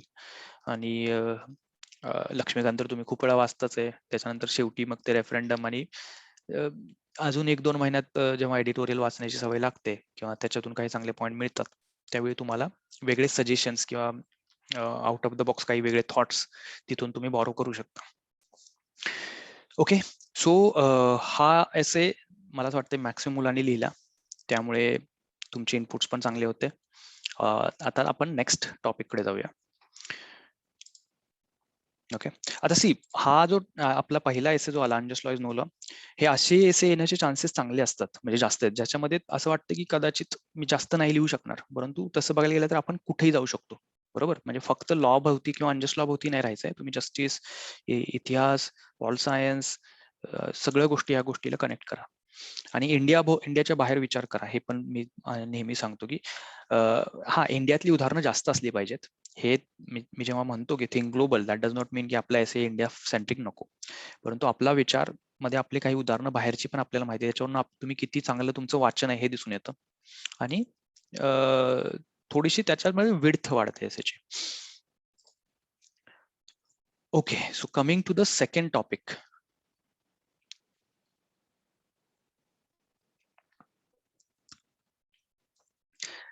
ओके, फर्स्ट ऑफ ऑल मला एक टॉपिक खूप अवघड द्यायचाच होता. मी तो विचार केला होता की तुम्हाला पहिल्या 5 मध्ये कुठे देऊ, आणि हा टॉपिक तर मी खूप आधीच विचार करून ठेवला होता, बट मी तो डिसाईड केला की मी तो शेवटीच देईन. आणि मला एक्सपेक्ट होतं की खूपच कमी मुलं लिहितील, तरी सुद्धा काही मुलांनी ते करेज दाखवलं. मॅक्स ज्यांनी लिहिला त्यांना मी माझी पहिलीच कमेंट आहे, ब्रेव्ह चॉईस. तुम्ही चॉईस करतानाच तुम्ही ब्रेव्ह आहात की तुम्ही अशी चॉईस करता एसएची. आणि ऍक्च्युअल एक्झाम मध्ये पण एक्झामिनरची फिलिंग तीच असणार, जेव्हा त्याला अचानक कोणीतरी 5-6-10 नो लॉ वरचे एसे वाचल्यानंतर मध्येच एखादा एसे इंडिया ग्रोज ॲट नाईट टॉपिकवर लिहिलेला सापडेल, तेव्हा त्याची पण फिलिंग किंवा त्याचं पण पहिलं इम्प्रेशन हेच असणार, ओ नाईस, म्हणजे ब्रेव्ह आहे मुलगा, कदाचित हा काहीतरी वेगळा आहे. आता ह्याच्यानंतर पुढे दोन्ही साईडला जाऊ शकतं. जसं मी सगळ्यात पहिल्यांदा सांगितलं, तुम्हाला कंटेक्स्ट नीट समजला तर मग एक्सलंट मार्क्स. ठीकठाक समजला तरी सुद्धा ऍव्हरेज पेक्षा चांगलेच मार्क्स. बट नाहीच समजला तर मग you are taking a very big risk of losing out marks. या टॉपिक मध्ये डेफिनेटली कंटेक्स्ट समजायला अवघड आहे, परंतु कंटेंट रिलेव्हंट देणं अवघड नव्हतं. ओके, कारण ह्याच्यामध्ये फिलॉसॉफिकल वर्ड्स नाहीत. पहिली गोष्ट, हा टॉपिक आहे तर कंटेंट बेस, हे तर तुम्हाला वाचल्याच कळालं की India grows at night while government sleeps. ह्याच्यामध्ये काही फिलॉसॉफिकल अँगल जास्त नाहीये किंवा एथिकल अँगल आहेत, तुम्ही ते जोडाल तर कुठे पण येतात, पण हा टॉपिकची मेन डिमांड तशी नाहीये, राईट. हा कंटेंट बेसिस आहे, पण त्यामुळे तुमचा कंटेंट याच्याशी रिलेटेडच येणार होतं. तुम्ही तुमचे नेहमीचे प्रॉब्लेम GS2 GS3 चे काहीही टाकले तरी ते कुठेतरी कनेक्ट होणार होते. म्हणजे कनेक्शन तुम्हाला फक्त नीट प्रूव्ह करून द्यायला पाहिजे होतं. सो याच्यामध्ये 2 मुलं होते, 2 टाईपचे कॅटेगरीज मला सापडले एसे मध्ये. एक की ज्यांना कंटेक्स्ट क्लिअर समजला, बट तरी सुद्धा ते कन्व्हे नाही करू शकले की मला नीट समजलाय. आणि दुसरे की ज्यांना क्लिअरली समजला, पण मग त्यांचा कंटेंट तरी सुद्धा थोडासा ऑफ बीट राहिला. जो दुसरा टाईप आहे तो ओके आहे, त्याला चांगले मार्क्स मिळतील. जो पहिला टाईप आहे की ज्याला क्लिअर टॉपिक समजला होता, कंटेक्स्ट नीट समजला. माझं एका 2 मुलांशी बोलणं झालं की मी त्यांना फोनवर विचारलं की तुम्हाला आता मला तोंडी सांग की तुला काय समजलं. त्याने मस्त सांगितलं. आणि मग मी त्याला म्हटलं की तुझा एसे वाचून तू जे बोललास मला 1 वाक्यात की 2 वाक्यात, ते मला काही वाटलं नाही. याचा अर्थ काय की तुम्हाला जेव्हा अवघड टॉपिकची फोड तुम्हाला जमली, डिकोड करता आली, तर सगळ्यात पहिलं काम करायचं इंट्रो झाल्यानंतर, ती समजलेली तुमची जी काही फोड आहे किंवा जे काही डिकोडिंग आहे ते तुम्ही पहिल्यांदा लिहून टाकायचं क्लिअर. एक्झामिनरच्या मनात डाऊट ठेवायचंच नाही. त्याला दाखवून द्यायचं की मी 4 नाही तर 6च मारलाय. हा माझा फ्लुक नाही, एज नाही लागलेला. मी पर्पजफुली मारतोय हा शॉट. रिव्हर्स स्वीप खेळतोय असंच नाही खेळत आहे. क्लिअरली इंटेन्शनली आहे आणि हा माझा अर्थ आहे समजलेला. आणि मग ह्याच्या पुढेही माझी उदाहरणं आहेत. ओके, ह्याच्यामुळे काय होतं, कदाचित अर्थ थोडासा भरकटला जरी असेल तरी ऍटलिस्ट एक्झामिनरला हे कळतं की याने हा अर्थ पकडला आणि त्याच्या भोवती मग हा ही उदाहरणं किंवा हा एसे डेव्हलप करत गेला. त्यामुळे तो तुम्हाला कंटेक्स्ट नीट नाही समजला ह्याच्यामुळे तुमचे 5 मार्क कमी करेल, परंतु तुम्ही लिहिलं स्ट्रक्चर्ड मॅनरमध्ये, लिहिलं relevant, exact to the your understanding of the content context आणि फ्लो मध्ये लिहिलं, स्ट्रक्चर आहे, सुरुवात आणि शेवट तुमच्या अंडरस्टँडिंग नुसार रिलेव्हंट आहे. सो हे एसे रायटिंगचे तुम्ही जवळजवळ 80% क्रायटेरिया तुम्ही सॅटिस्फाय करून जाता.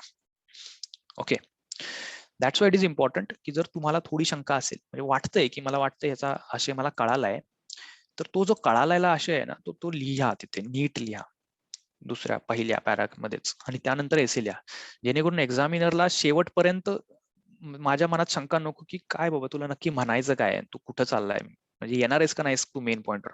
मला पहिल्यांदाच कळालं की तू नाही, तू याच पॉइंटवरती बोलणार आहेस. सो मी प्रिपेअर्ड राहील आणि मग मला कदाचित तुझी उदाहरणं, तुमची उदाहरणं अशी रिलेव्हंट वाटत जातील की हा ठीक आहे, जे बोलला त्याच्या भोवतीच लिहितोय, हा त्याच्या पण भोवती आणखीन वेगवेगळं काहीतरी करतोय.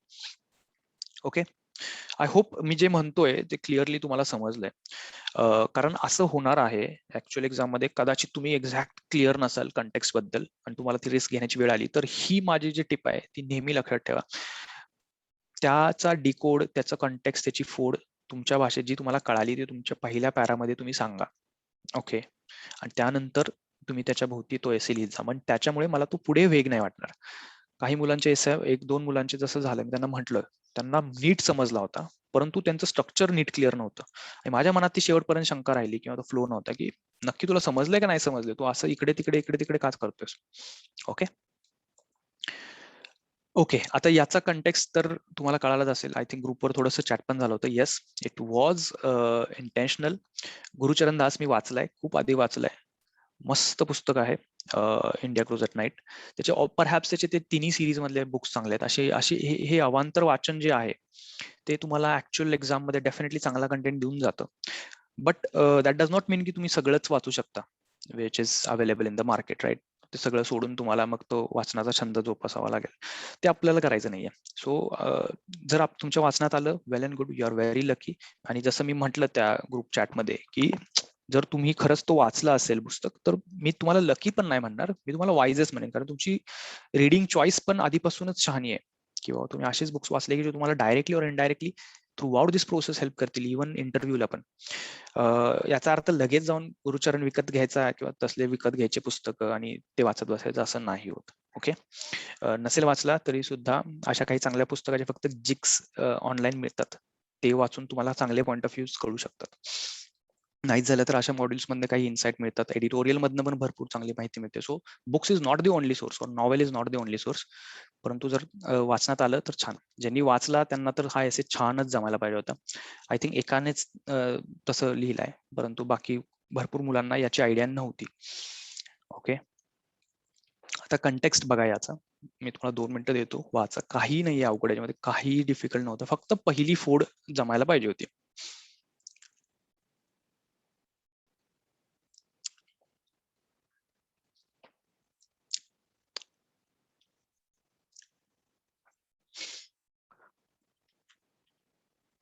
ओके, सो बघा आता सिम्पल लिहिलंय मी, growth and development of India is people driven and not government driven. So आपण वी द पीपल, आपण वेगळे आणि गव्हर्नमेंट ऍज अ एक मशिनरी ती वेगळी असते. सो जेव्हा मी इथे म्हटलं India grows at night, so आता बघा त्याची याची फोड कशी करता येऊ शकते. तर पहिली गोष्ट, भारत वाढतो. आता इथे एका मुलाच एकाच एक किंवा एकाच कंटेक्स्ट कम्प्लिटली मिस कसा झाला हे सांगतो. त्यांना असं वाटलं इंडिया ग्रोज ॲट नाईट म्हणजे त्यांना असं वाटलं की भारत वाढतोय म्हणजे भारताची पॉप्युलेशन वाढते. सी, असे तुम्हाला समजण्यात थोडीशी गडबड होऊ शकते किंवा तसं वाटणं चुकीचं अजिबात नाही.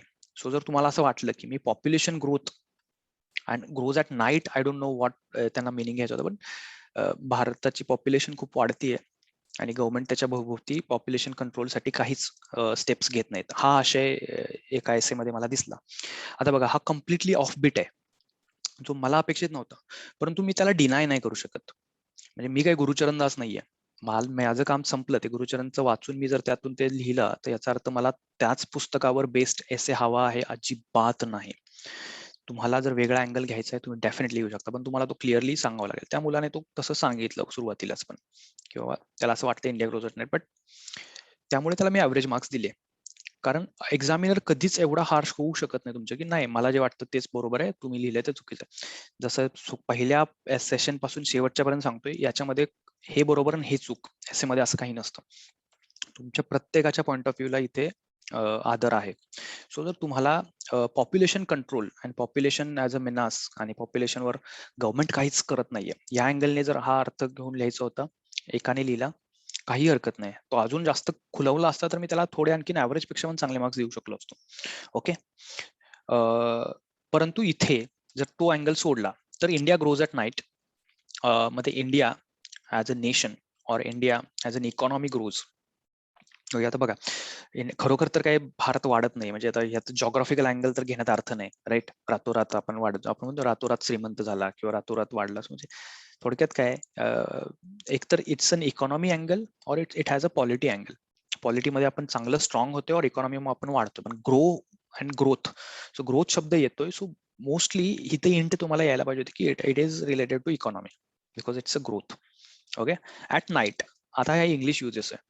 जेव्हा आपण म्हणतो ना डे टाइम ऍक्टिव्हिटीज आणि नाईट टाइम ऍक्टिव्हिटीज, याचा अर्थ असा नाही की रात्रीच्या, म्हणजे अर्थ काय असतो त्याचा, दिवसाढवळ्या होणाऱ्या गोष्टी लिगल गोष्टी आहेत की ज्या सरळ सगळ्यांसमोर होतात. रात्रीच्या गोष्टी म्हणजे illegal activity, informal activity.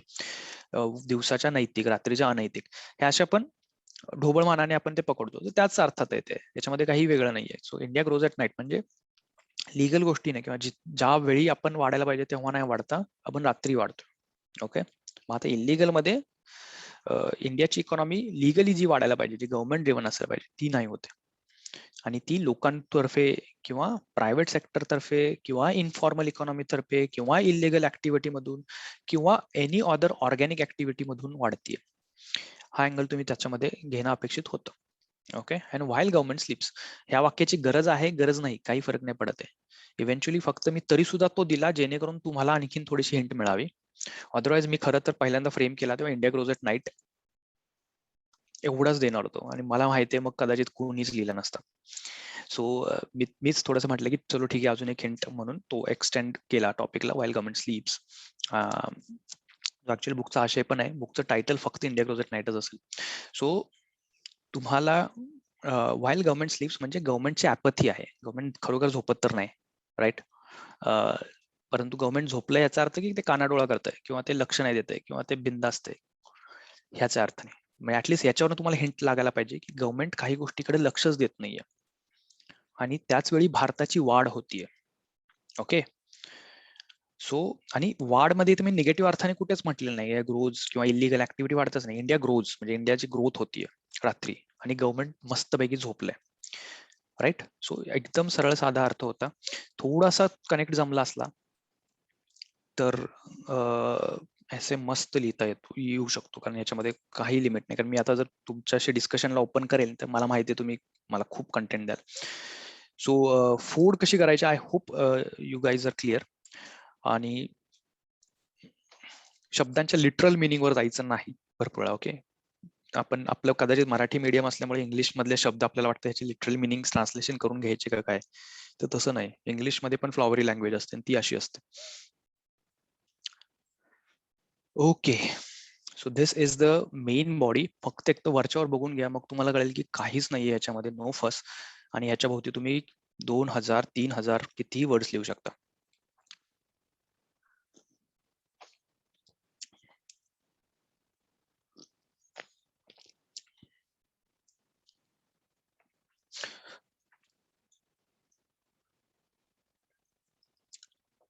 Okay. So context समजा आता समजला किंवा तुम्ही डिकोड केला, विच एव्हर वे. याच्या पुढे आता जायचं कसं, तर सगळ्यात पहिल्यांदा मी मेन्शन केलं असतं की इंडियाच्या काही की कॅरेक्टरिस्टिक्स आहेत ॲज अन इंडियन इकॉनॉमी. म्हणजे भारताची जी ग्रोथ झाली, आता बघा मी आधीच म्हटलं, तुम्ही ह्याला इकॉनॉमी अँगल द्या किंवा पॉलिटी अँगल द्या किंवा दोन्ही अँगल द्या, आय डोंट माइंड. जर तुम्हाला पॉलिटी अँगल द्यायचा आहे तर की कॅरेक्टरिस्टिक्स ऑफ इंडियन पॉलिटी किंवा इंडिया ॲज अ नेशन असं घेऊ शकतो. परंतु इथं आपल्याला ते जर आशय समजला की इंडियाची ग्रोथ होतीये इन्फॉर्मल इकॉनॉमीमुळे आणि गव्हर्नमेंट एफर्ट्समुळे नाही, प्रायव्हेट सेक्टरमुळे, गव्हर्नमेंट एक्झाम्पल्स किंवा गव्हर्नमेंट इनिशिएटिव्हमुळे नाही, किंवा लोकांच्या पीपल ड्रिव्हन बॉटम्स अप, हे सगळे उदाहरणं द्यायचे तर ह्याच आपल्या की कॅरेक्टरिस्टिक्स आहेत. बरोबर. पण आता इंट्रोमध्ये तुम्ही तुम्हाला जशी पाहिजे तशी तुम्ही स्टार्ट कराल. मी की कॅरेक्टरिस्टिक्स मध्ये जसं फॉरेनर्सचं परसेप्शन आहे इंडियाबद्दल, इंडिया एवढी पॉप्युलस कंट्री आहे, एवढी डायव्हर्स कंट्री आहे. सो की कॅरेक्टरिस्टिक्स बघा इंडियाचे. मी जे पॉइंट आउट केले असते की इंडियामध्ये एवढी जास्त डायव्हर्सिटी, एवढी जास्त पॉप्युलेशन आहे की ते एखाद्या प्रॉपर स्ट्रक्चरमध्ये, फॉर्मल इकॉनॉमीमध्ये कन्वर्ट करणं लिटरली इम्पॉसिबल आहे. आणि जेव्हा फॉरेनर्स जेव्हा फॉरेनर्स इंडियात व्हिजिट करतात, त्यांची पहिली रिॲक्शन काय असते? ते सरप्राईज असतात. Surprise at what? ते एकदम साधे उदाहरण बघा, कशावर सरप्राईज असतात? ते रस्त्यावरचं ट्रॅफिक बघून खूप सरप्राईज असतात. म्हणजे ते घाबरतात पण आणि खुश पण होतात. बाय लुकिंग ॲट की एवढी जास्त लोकं एवढ्या छोट्या रस्त्यावर कशी काय ट्रॅव्हल करतात? आणि ट्रॅव्हल करतात ते करतात आणि तरी सुद्धा ऍक्सिडेंट्स जास्त होत नाहीयेत किंवा तरी सुद्धा ते मॅनेज करतात. Everyone is finding their way कसा तरी. This is a typical example, completely suits आपल्या भारत ॲज अ समाज किंवा आपल्या इकॉनॉमीला. आपल्या सगळ्या ऍक्टिव्हिटी ह्या इन्फॉर्मल आहेत, म्हणजे रस्त्यावरच्या ट्रॅफिक सारखे कोणी रूल फॉलो नाही करत, तरी सुद्धा ज्याला जिथून जायचे तिथे पोहोचायचे ते होतंय आणि आपण इफिशियंटली ते काम करतोय. म्हणजे 15-20 मिनिटात आपल्याला इथून पेठेतून बाहेर निघायचंय, तर ते आपण त्यासाठी टू व्हीलर काढून नोवे टाकू, रस्त्यावर टाकू, कसेही टाकू, परंतु ते आपण करून घेऊ. दिस इज अ टिपिकल आपला जो जुगाड नेचर आहे, दॅट इज अवर कॅरेक्टरिस्टिक्स. किंवा लोकांना स्वतःचे प्रॉब्लेम स्वतः सॉल्व्ह करायची एक थोडीशी सवय आहे. We don't rely on other, की बाबा बस पुणे म्युनिसिपल कॉर्पोरेशन छान बस रूटवर चालू करेल तेव्हाच मी त्या रस्त्याला जाईन. नाही, आपण आपली आपली सोय करून घेतो. ही एक भारताची as an India as a whole मी बोलतोय, काही की कॅरेक्टरिस्टिक्स आहेत. सो आपली जेव्हा इकॉनॉमी ग्रो करण्याची वेळ आली तेव्हा we did not rely on government. म्हणजे सोशलिझमने आपण स्टार्ट जरी केलं तरी सुद्धा ते ओव्हरऑल आपल्या देशाला ते नीट गेलंच नाही. जेव्हा 1990 नंतर LPG आलं, लिबरलायझेशन, प्रायव्हेटायझेशन, त्यानंतर ग्लोबलायझेशन, त्यानंतर जे आपल्या इकॉनॉमीने अचानक बूम केलाय, ते आपल्या कॅरेक्टरिस्टिक्स आहे की इथे इन्फॉर्मली आपण सगळ्या गोष्टी नीट करू शकतो इफेक्टिव्हली आणि we do not rely on government. मग इथे तुम्हाला कॅरेक्टरिस्टिक्स ऑफ इंडियन इकॉनॉमीमध्ये मी फक्त तुम्हाला एक स्टार्टर किंवा हिंट दिली. तुम्ही आता मला सांगा, तुम्हाला काय वाटतंय की आपल्या ऍज अन इंडियन इकॉनॉमीच्या काय कॅरेक्टरिस्टिक्स आहेत, एकदम जनरल आणि जनरिक सांगायचे तर. चॅट बॉक्स मध्ये I am expecting few.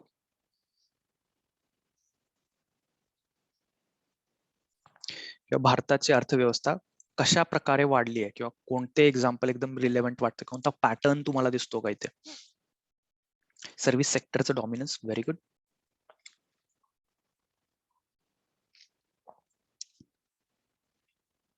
As a facilitator,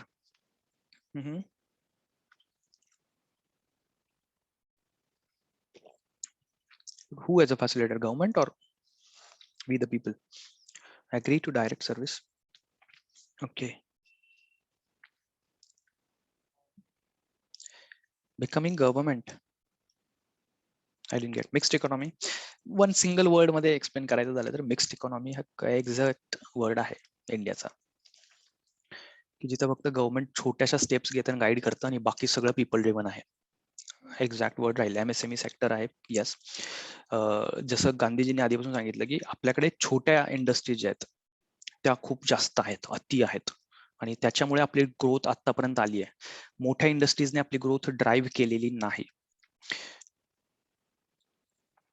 एकदम साधं उदाहरण मी तुम्हाला अजून देतो, जे मी दिलंच असतं, कदाचित ते गुरुचरण ने पण वापरलं होतं.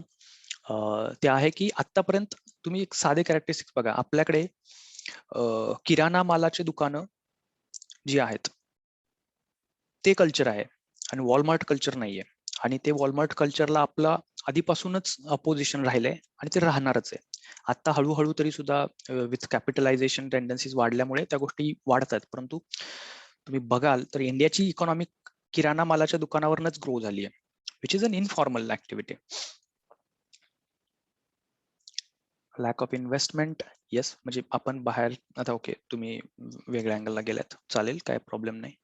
आरबीआयचं काम आहे मनी सप्लाय मध्ये, बर. Low per capita income, yes, प्रत्येकाचा लो पर कॅपिटा इन्कम आहे, परंतु तरी सुद्धा ऍज अ इंडियन इकॉनॉमीची जी स्ट्रेंथ ही जी आहे 2 billion 3 billion, Grameen bank, lack of PPP, public private partnership कमी आहे, बर. येस, लोकांच्या इच्छाशक्तीवर विकास अवलंबून आहे.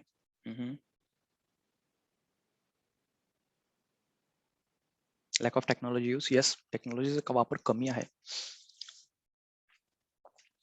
ओके, सो थांबूया आपण आता. अनऑर्गनाइज सेक्टरचा जीडीपी मध्ये मॅक्सिमम वाटा, that is the main crux basically, जो माधुरीने लिहिला. आता ह्या कॅरेक्टरिस्टिक्स ज्या प्रायमरी सेक्टरवर डिपेंडन्सी आहे, good point.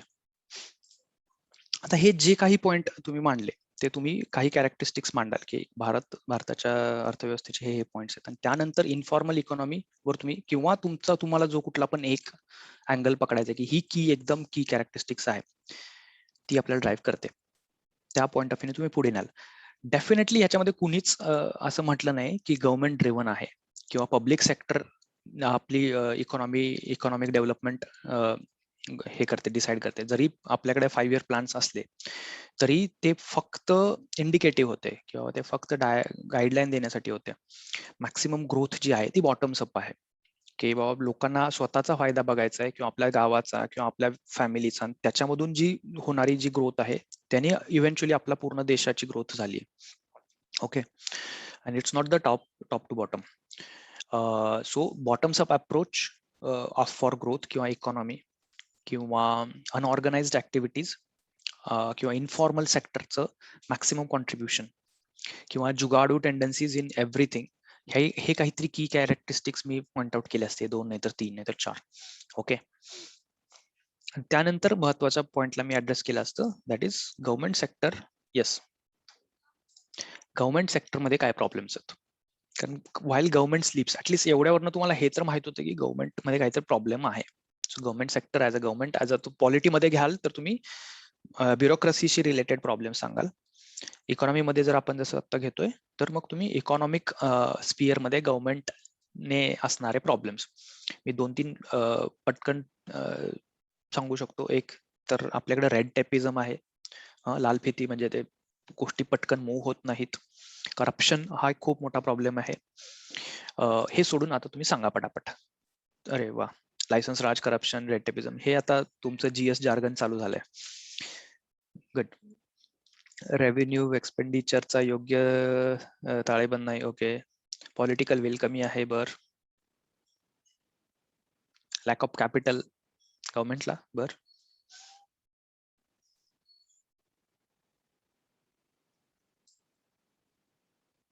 Unstable government. Yes, very good point. म्हणजे भारतामध्ये या कॅरेक्टरिस्टिक्स मधनच येतं की गव्हर्नमेंट सेक्टरमध्ये आपल्याकडे सुडाचं राजकारण एवढं राहिलंय किंवा अनस्टेबिलिटी ऑफ गव्हर्नमेंट एवढी आहे की कुठलीच पॉलिसी लॉंग रन मध्ये कधीच चालली नाही. त्यामुळे गव्हर्नमेंट सेक्टर कधीच कुठल्या गोष्टीला कम्प्लिटली आपल्या इकॉनॉमीला ड्राईव्ह करूच शकली नाही. बेरोजगारी टॉप टू बॉटम आहे, किंवा मग तुम्ही राजकारणाचे स्वतःचे वैयक्तिक फायदे किंवा या गोष्टीला तुम्ही हे करू शकता. प्रचंड मोठी अर्थव्यवस्था, ठीक आहे. गव्हर्नमेंट मोनोपॉली आपण ट्राय केली परंतु इट डिडंट वर्क. बरोबर. कॉम्पिटिशन गव्हर्नमेंटला कधी नव्हतं. बर.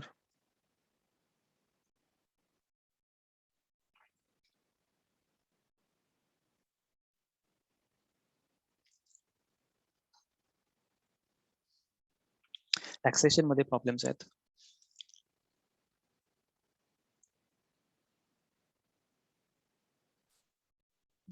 I hope you mean lack of awareness. Okay.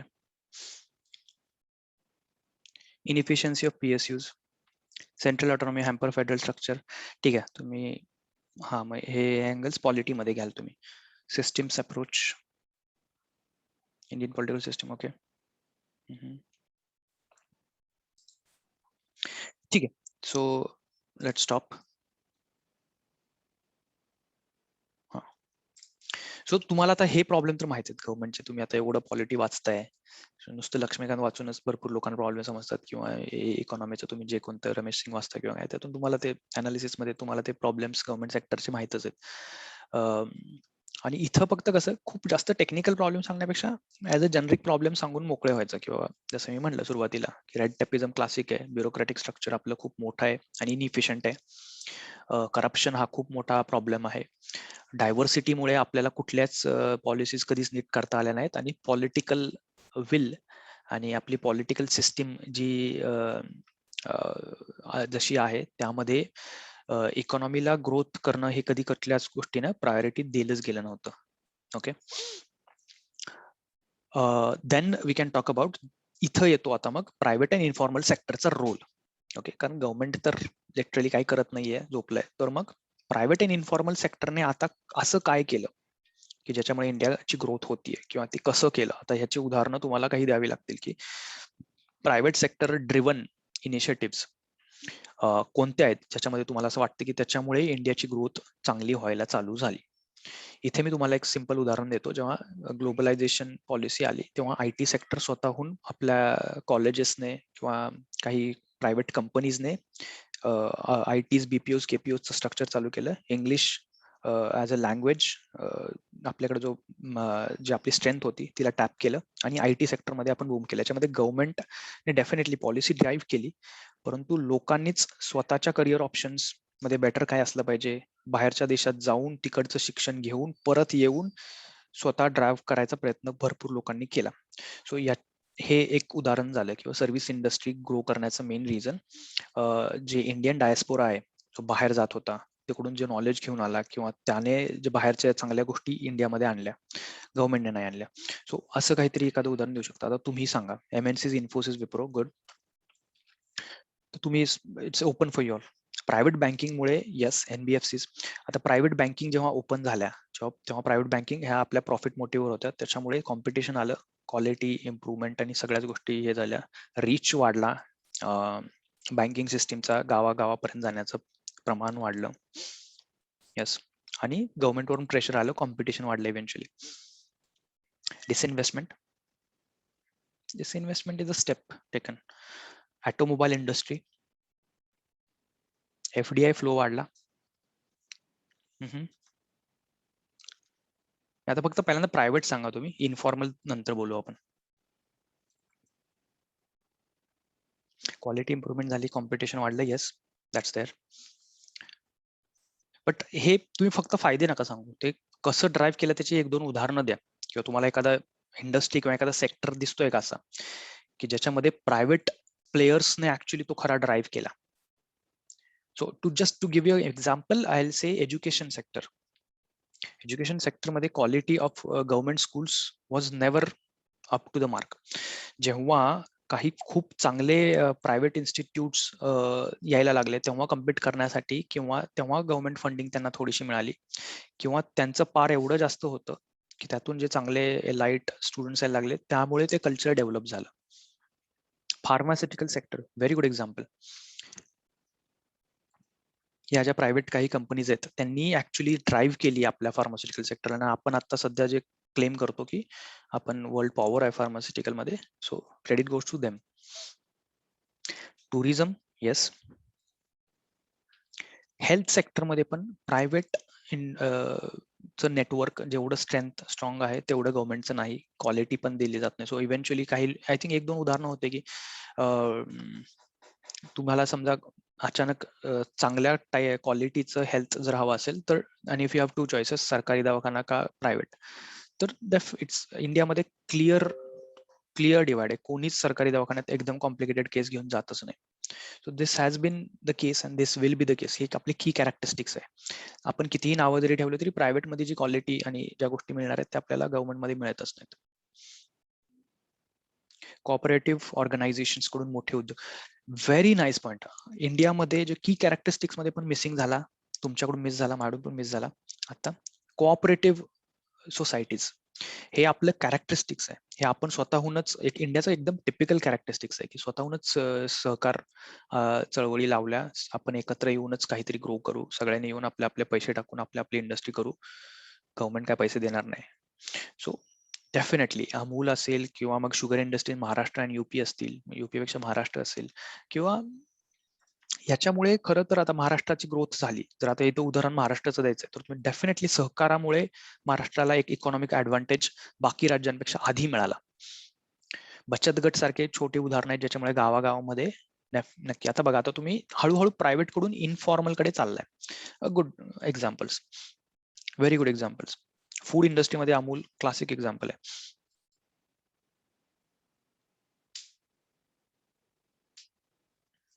आता तुम्ही इनफॉर्मल सेक्टरचा विचार करू शकता जर प्रायव्हेटची उदाहरणं तुमची संपली असतील तर. इनफॉर्मल जेव्हा मी म्हणतो इनफॉर्मल सेक्टर म्हणजे तो नेसेसरीली प्रायव्हेट तर डेफिनेटली तो म्हणजे ती एक ऑर्गनाइज इंडस्ट्री नसते. म्हणजे असे भरपूर इकॉनॉमिक ऍक्टिव्हिटी आजही आपल्या देशात अशा होतात की ज्या ऑर्गनाइज्ड नाही आहेत किंवा ज्याचं गव्हर्नमेंट त्याच्यावर जास्त लक्ष देत नाही किंवा ते मेन्शन नसतात किंवा त्या थोड्याशा काइंड ऑफ इलिगल आहेत. Gig economy, very good example. So gig इकॉनॉमीमध्ये तुम्हाला जे जे घ्यायचं आहे ते तुम्ही घ्याल. म्हणजे आजही जेव्हा तुम्ही पुण्याचं साधं उदाहरण घ्या, सगळ्यात जास्त शॉपिंग करण्यासाठी तुम्ही मॉलपेक्षा अजूनही तुळशीबागमध्ये जास्त टर्नओव्हर असेल एखाद्या मॉलपेक्षा. So it's a very simple example. किंवा मास प्रोडक्शनसाठी इंडियाचे जेव्हा कपडे किंवा स्पोर्ट्स इक्विपमेंट ह्याच्यामध्ये जेव्हा इंडिया एक नंबर पकडला जातो तेव्हा मग तिथे मुंबईमध्ये चाळीमध्ये किंवा झोपडपट्टीमध्ये बनणारे कपडे आणि तिथल्या वस्तू ह्या डायरेक्टली एक्सपोर्ट क्वालिटी पर्यंत आपण नेतो. हे आपलं स्ट्रेंथ आहे इंडियन इकॉनॉमी. त्याच्यामुळे ते कम्पीट पण करू शकतात. इंडियासारखं सेम एक्झाम्पल बांगलादेश पण आहे. बांगलादेशचं पण कम्प्लीट इकॉनॉमिक ग्रोथ आपल्यासारखी परहॅप्स आपल्यापेक्षा जास्त इनफॉर्मल आहे ते. नॉन प्रॉफिट ऑर्गनायझेशन्स ने भरपूर गोष्टी किंवा सामाजिक मधल्या चांगल्या गोष्टी आहेत त्या सगळ्या ड्राईव्ह केल्यात. येस. गृहउद्योग, हो उदाहरणं द्या. लिज्जत पापड गृहउद्योग नक्कीच. रेस्टॉरंटमध्ये जे वर्कर्स काम करतात किंवा कन्स्ट्रक्शन ऍक्टिव्हिटीमध्ये जे वर्कर आहेत सगळी इन्फॉर्मल इकॉनॉमी. एम्प्लॉयमेंट प्रोडक्शनचं जे आपलं गावामध्ये कुठलाही एखादी ऍक्टिव्हिटी घ्या, कोणीही तिथे सर्व्हिस टॅक्स देत नाही. एकदम साधं उदाहरण. मग तुम्ही घर बांधून घ्या, नाहीतर कुठलंही काम द्या, कार्पेंटरला बोलवा, नाहीतर याचा गव्हर्नमेंट रेकॉर्डच ठेवू शकत नाही. कारण आपण त्याचं कधी बिल बनवत नाही ना, तो माणूस कर देतो ना तुम्ही कर देता. सो इंडियामध्ये मॅक्सिमम ऍक्टिव्हिटी त्या गिग आहेत ह्या इन्फॉर्मल आहेत. किराणा मालाचं दुकान जसं एक क्लासिक एक्झाम्पल झालंय की भारताला डिफाईन करतं ते किराणा मालाचं दुकान. सगळ्यात जास्त तिथे शॉपिंग होते आणि गव्हर्नमेंटला ते माहिती पण आहे, परंतु तुम्ही त्याच्यावर रेकॉर्ड ठेवू शकत नाही. कळालं? म्हणजे तिथे तुम्हाला ना बिल दिलं जातं, ना ते मागतात, ना तुम्ही देता. आणि हे सगळं इन्फॉर्मलीच चालू राहतं. अशा भरपूर उद्योग आहेत जे छोट्या मोठ्या ऍक्टिव्हिटी असेल की म्हणजे इव्हन पिठाच्या गिरणीपासून ते इव्हन मोठा एखादा सुपरमार्ट टाईप जरी शॉप आलं तरी सुद्धा तिथे ते थोडंसं लेस ऑर्गनाइज्डच असतं. PVG cleaning service, okay. Yes. Platform worker, street vendors. Yes, street vendors इंडियामध्ये किती आहेत? म्हणजे प्रत्येक गोष्टी म्हणजे जसं म्हटलं इकॉनॉमीमध्ये जो गरीब किंवा मध्यम वर्ग आहे तो आपला जी शॉपिंग करतो किंवा जी इकॉनॉमीला ड्राईव्ह करतो, कारण इव्हेंच्युअली ह्याच गोष्टी इकॉनॉमीला ड्राईव्ह करतात. राईट? त्यांना थोडे पैसे मिळतात, ते परत स्पेंड करतात परत त्याच गोष्टी. So maximum velocity of the money आहे किंवा जे चलन आपलं जे हलतंय ते इन्फॉर्मल इकॉनॉमीमध्ये जास्त चालतंय. दिस हॅज बीन बांधकाम क्षेत्र आहे. येस. सो थोडक्यात आता आय थिंक हवाला is not it's completely illegal मध्ये चालला तुम्ही आता हळूहळू. मला आता इलिगल मध्ये नाही जायचंय अजून. ओके. कारण इलिगल मुळे आपली ग्रोथ होते असं म्हणण्यापेक्षा इनफॉर्मल आहे ज्याला गव्हर्नमेंट रेग्युलराइज करू शकतं कधी, परंतु ते आपल्या गव्हर्नमेंटलाही शक्य नाहीये आणि ते भारतात कधी झालं पण नाही. अशी उदाहरणं फक्त बघतोय. ओके.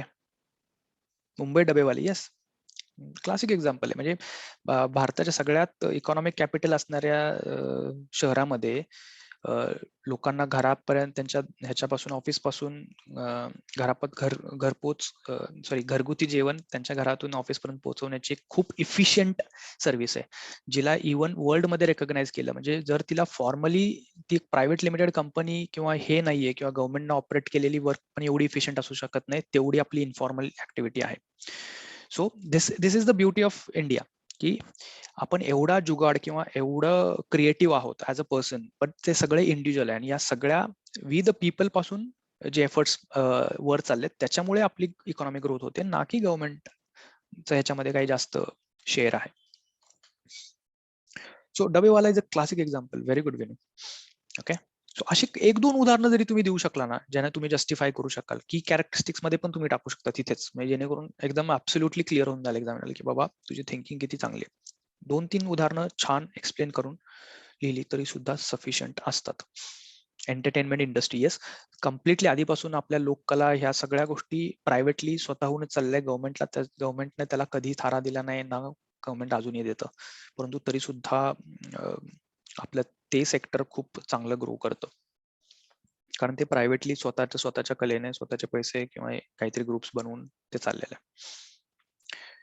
ओके, सो ठीक आहे, सो इथे थांबूयात. सो न्यूज मीडिया हा आधीपासून ते प्रायव्हेटच आहे, गव्हर्नमेंट इंडस्ट्री आहे, परंतु तेवढं कव्हरेज त्यांचं नाहीये जेवढं आपला प्रायव्हेट न्यूजचा आहे. So we completely rely on them.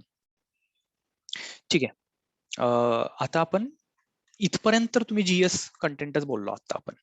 Okay, so यानंतर त्याच्या पुढे मी जेव्हा म्हणलं ऍड मोर डेप्थ, काही लोकांना म्हणू शकतो, किंवा जर तुम्हाला हा समजलाय तर हा एवढा एसे लिहिला तरी तो इनफ आहे. खरं तर 65+ तुम्हाला इथेच मिळायला पाहिजे, पण मी म्हणेन तरी सुद्धा तुम्ही अजून एक स्टेप पुढे जा आणि मी एक other angles for this growth. आता ही एक डिकोडिंग आहे. ही जर हे आता हे वेगळे अँगल्स काही खूप वेगळे येतीलच असं नाही, पण जर आलेच तर ते तुम्ही नक्कीच इथे देऊ शकता. आता मी जेव्हा म्हणतो अदर अँगल, मी तुम्हाला हिंट देतो, बघा तुम्हाला सुचतंय का. मी म्हटलं ना इकॉनॉमिक आहे आणि पॉलिटी तर आपण मेन कव्हर केलं. ते सोडून तुम्हाला आता ह्या ज्या कॅरेक्टरिस्टिक्स किंवा हे जी उदाहरणं बघितली याच्यामध्ये तुम्ही काही हिस्टॉरिक रेफरन्सेस, म्हणजे हिस्टॉरिकल अँगल किंवा फिलॉसॉफिकल किंवा एथिकल अँगल किंवा सायकोलॉजिकल अँगल जोडू शकता.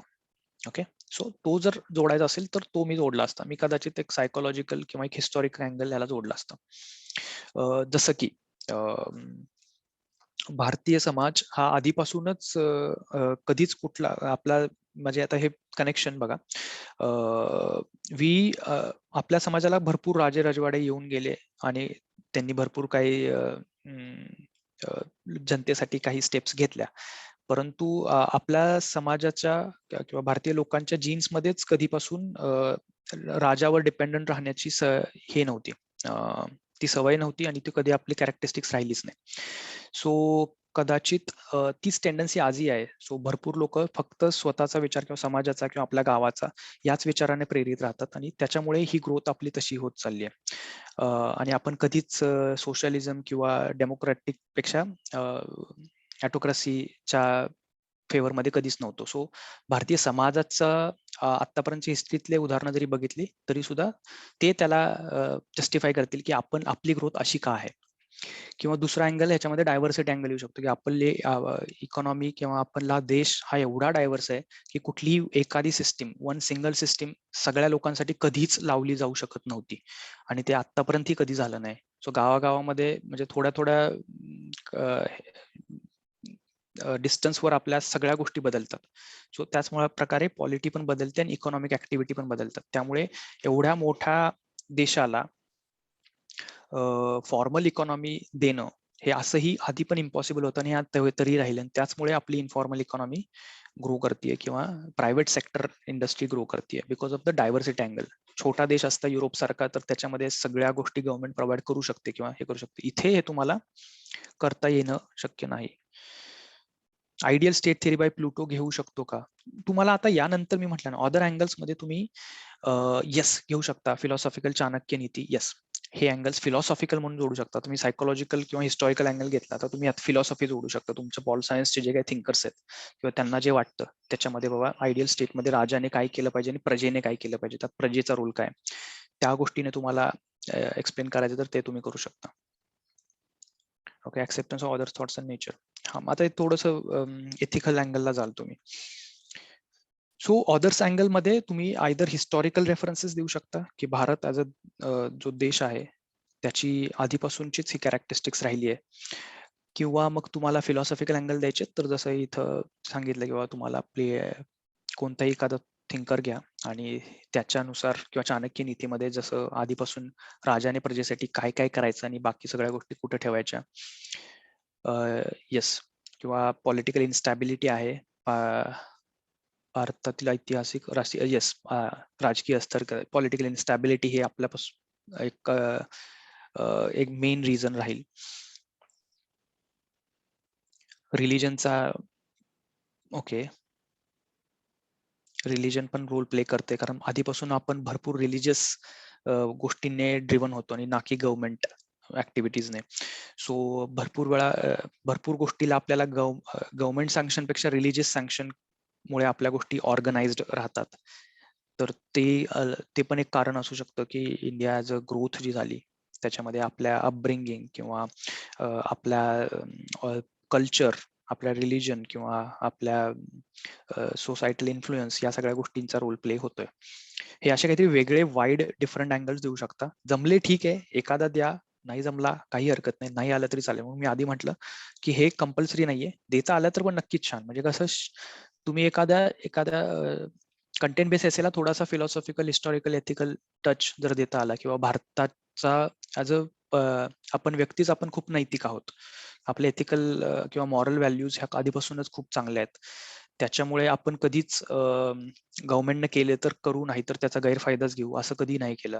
आपण फक्त आपला समाजाचा किंवा आपल्या फॅमिलीचा फायदा, ते पण दुसऱ्यांना त्रास न देता, या मोटिव्हने आपण ग्रो केलं आणि या मोटिव्हने सगळ्यांनीच एका वेळी ग्रो केल्यामुळे भारताच्या अर्थव्यवस्थेत आता गोंधळ नाहीये, केओस नाहीये.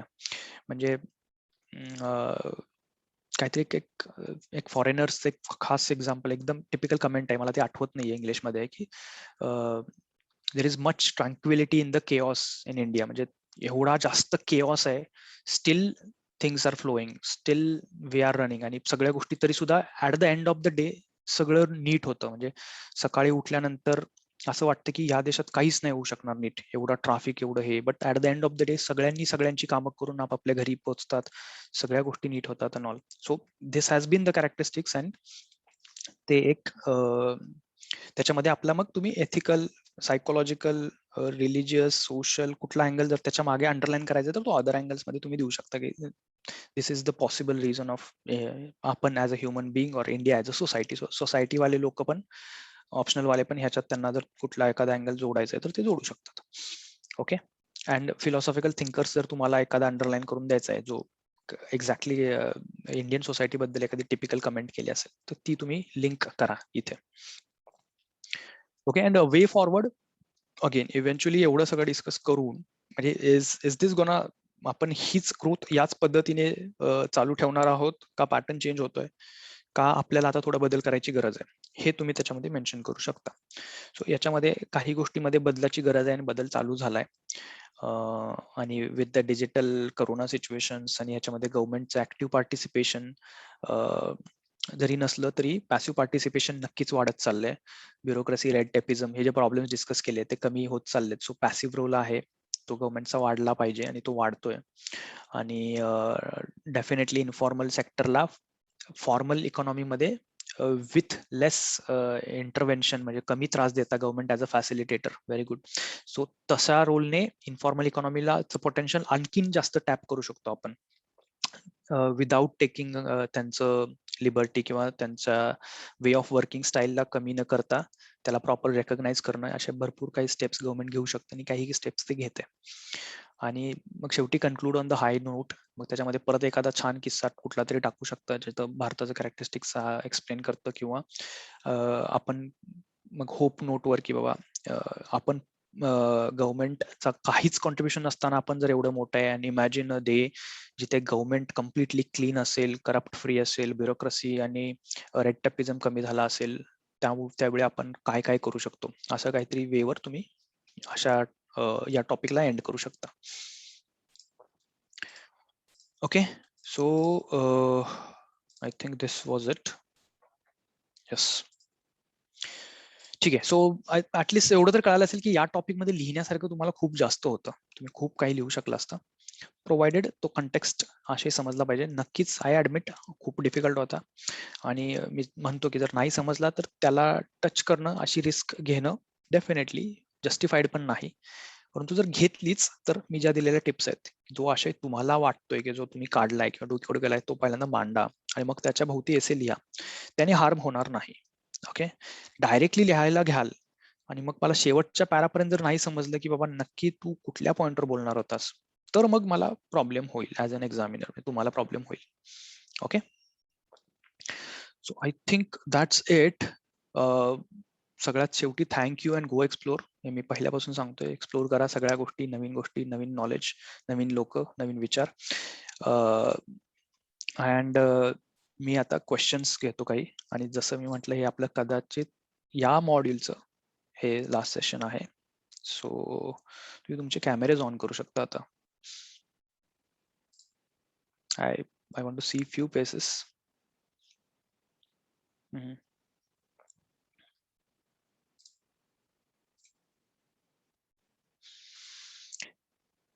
येस, बट त्याच्या आधी थोडं इंटरॅक्शन करण्याच्या आधी तुम्हाला काय क्वेश्चन्स प्लीज काय असतील तर प्लीज लास्ट क्वेश्चन्स.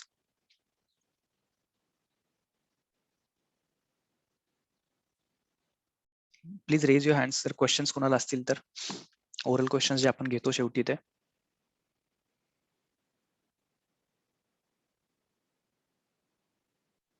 कोणीच नाहीये?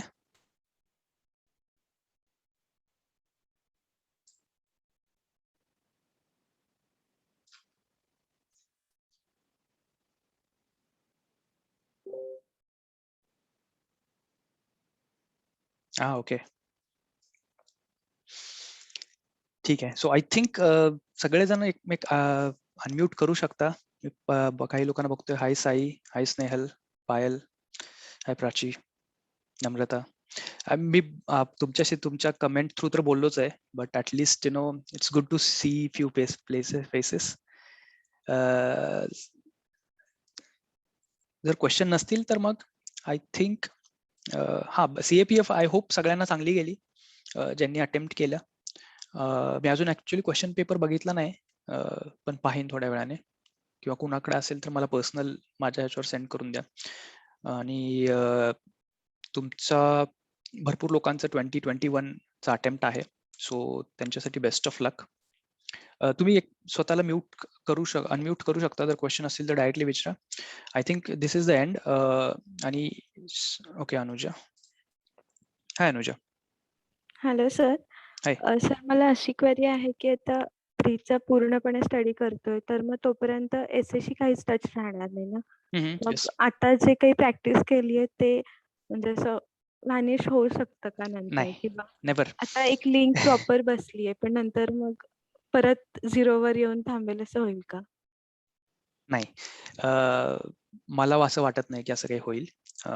एक मिनिट, माझं स्पॉटलाइट रिमूव्ह करतो. आय होप सगळ्यांना दिसेल. सो सी, आपण जी काही ब्रेन स्टॉर्मिंग केली, जी तुम्हाला आता मेंदूला जी सवय लागली आहे वेगळ्या पॉईंट ऑफ व्ह्यूने विचार करायची किंवा वेगवेगळ्या अँगल्स कव्हर करायची, ही अशी जात नाही. So don't worry on that.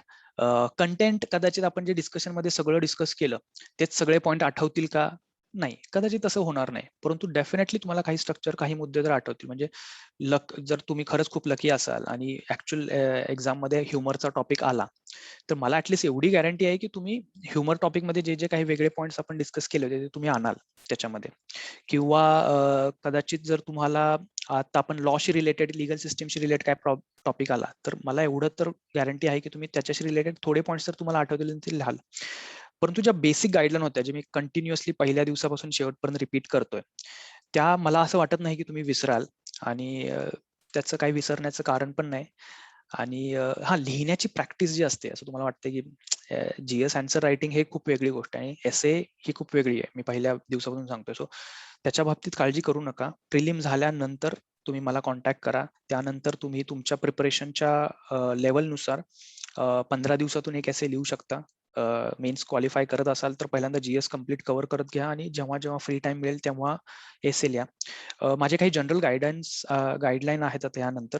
आता काय करायचं, पहिली गोष्ट प्रिलिम पर्यंत आता हे डोक्यातनं काढून टाकायचं की विसरून जायचं की माझं काही एसे मॉड्यूल पण होतं आणि ते सगळे आता कॉपीज तर सेव्ह करून ठेवायच्या. पहिली गोष्ट त्या नीट ठेवा. फोन फुटला, हरवला आणि गेला आणि PDF गेल्या तसलं काही करू नका. बॅकअप करून ठेवा, ड्राईव्हवर अपलोड करून ठेवा, कुठे ठेवा, या तुम्हाला कधी कामाला येतील माहिती नाही. मग ते मॉडेल आन्सर्स असो नाहीतर स्वतःच्या कॉपीज असो.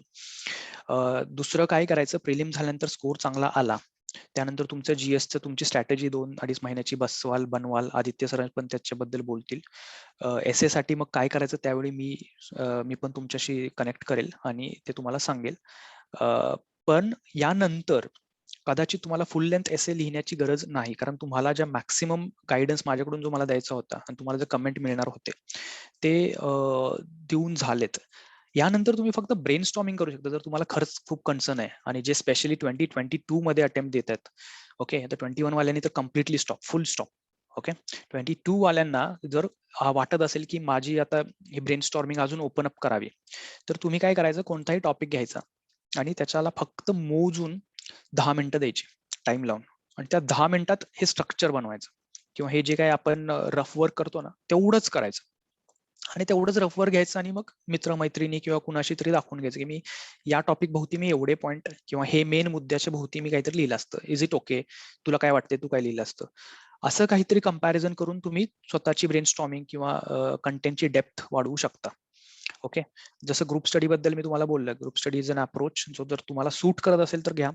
प्रिलिम अटेम्प्ट करत असाल तर अजिबात करू नका आता, प्रिलिम पर्यंत नाहीच. प्रिलिम झाल्या डे 1 पासून डेफिनेटली स्टार्ट करू शकता. प्रिलिम झाल्यानंतर लगेच थोडासा कंटाळा, लेथर्जी येते.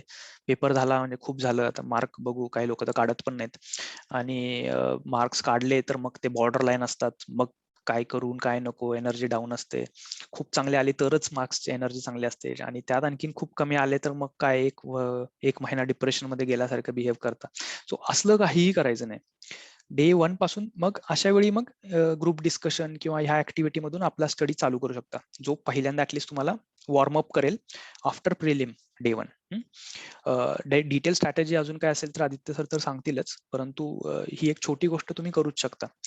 ग्रुप स्टडी जसं मी म्हटलं, जर तुमचे फ्रेंड्स तुमच्या लेवल ऑफ प्रिपरेशन मध्ये असतील, चांगले फ्रेंड्स असतील आणि तुमचं त्यांचं टाइम टेबल सूट करत असेल तरच करा.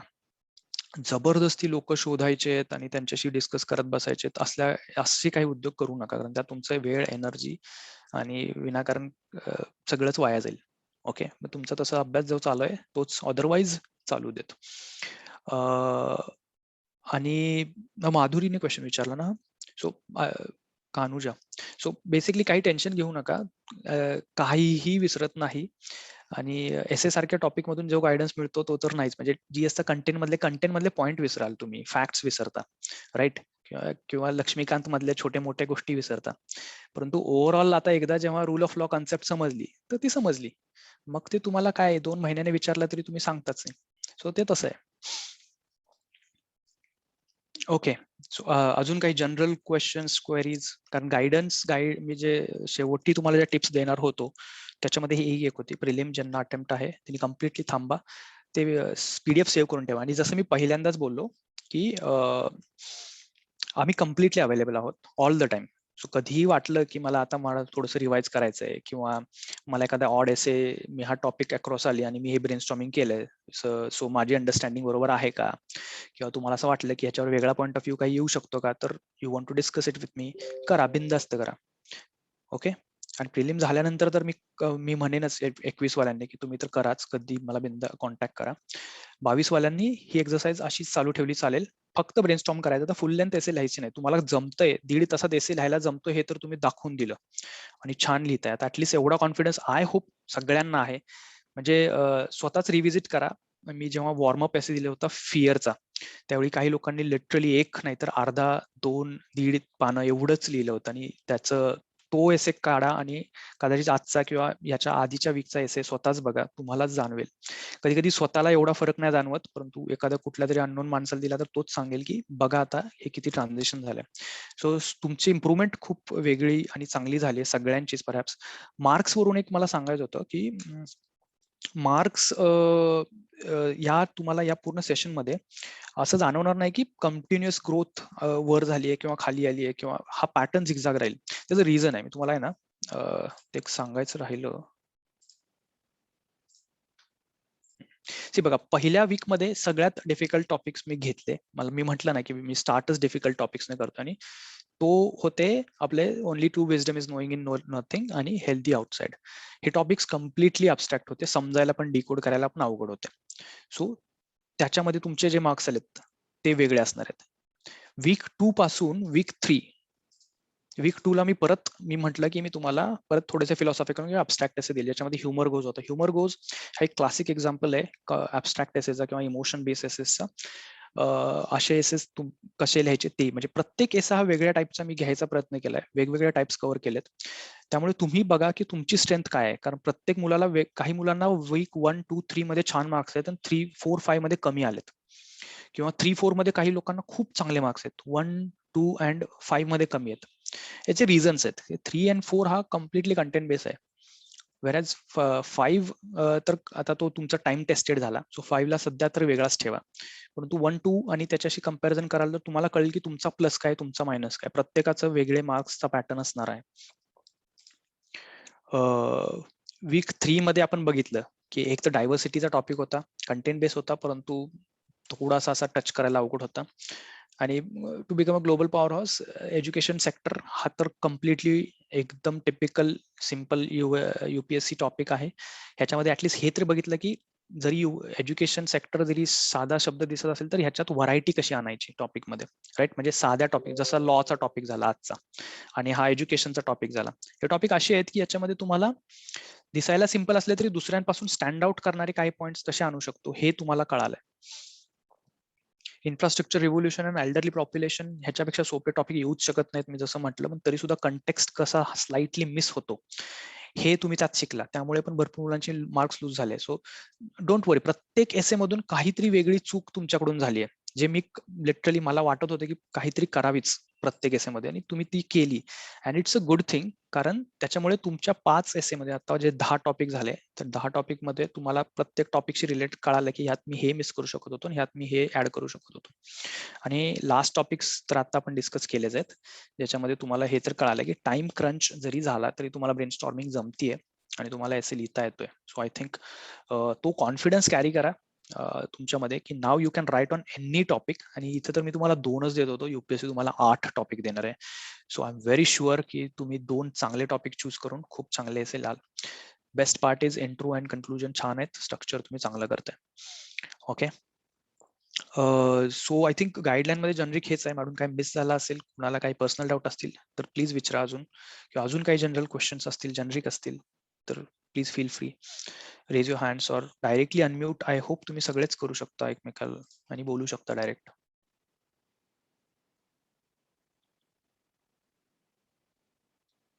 Okay, nothing. ठीक आहे, चालेल. I think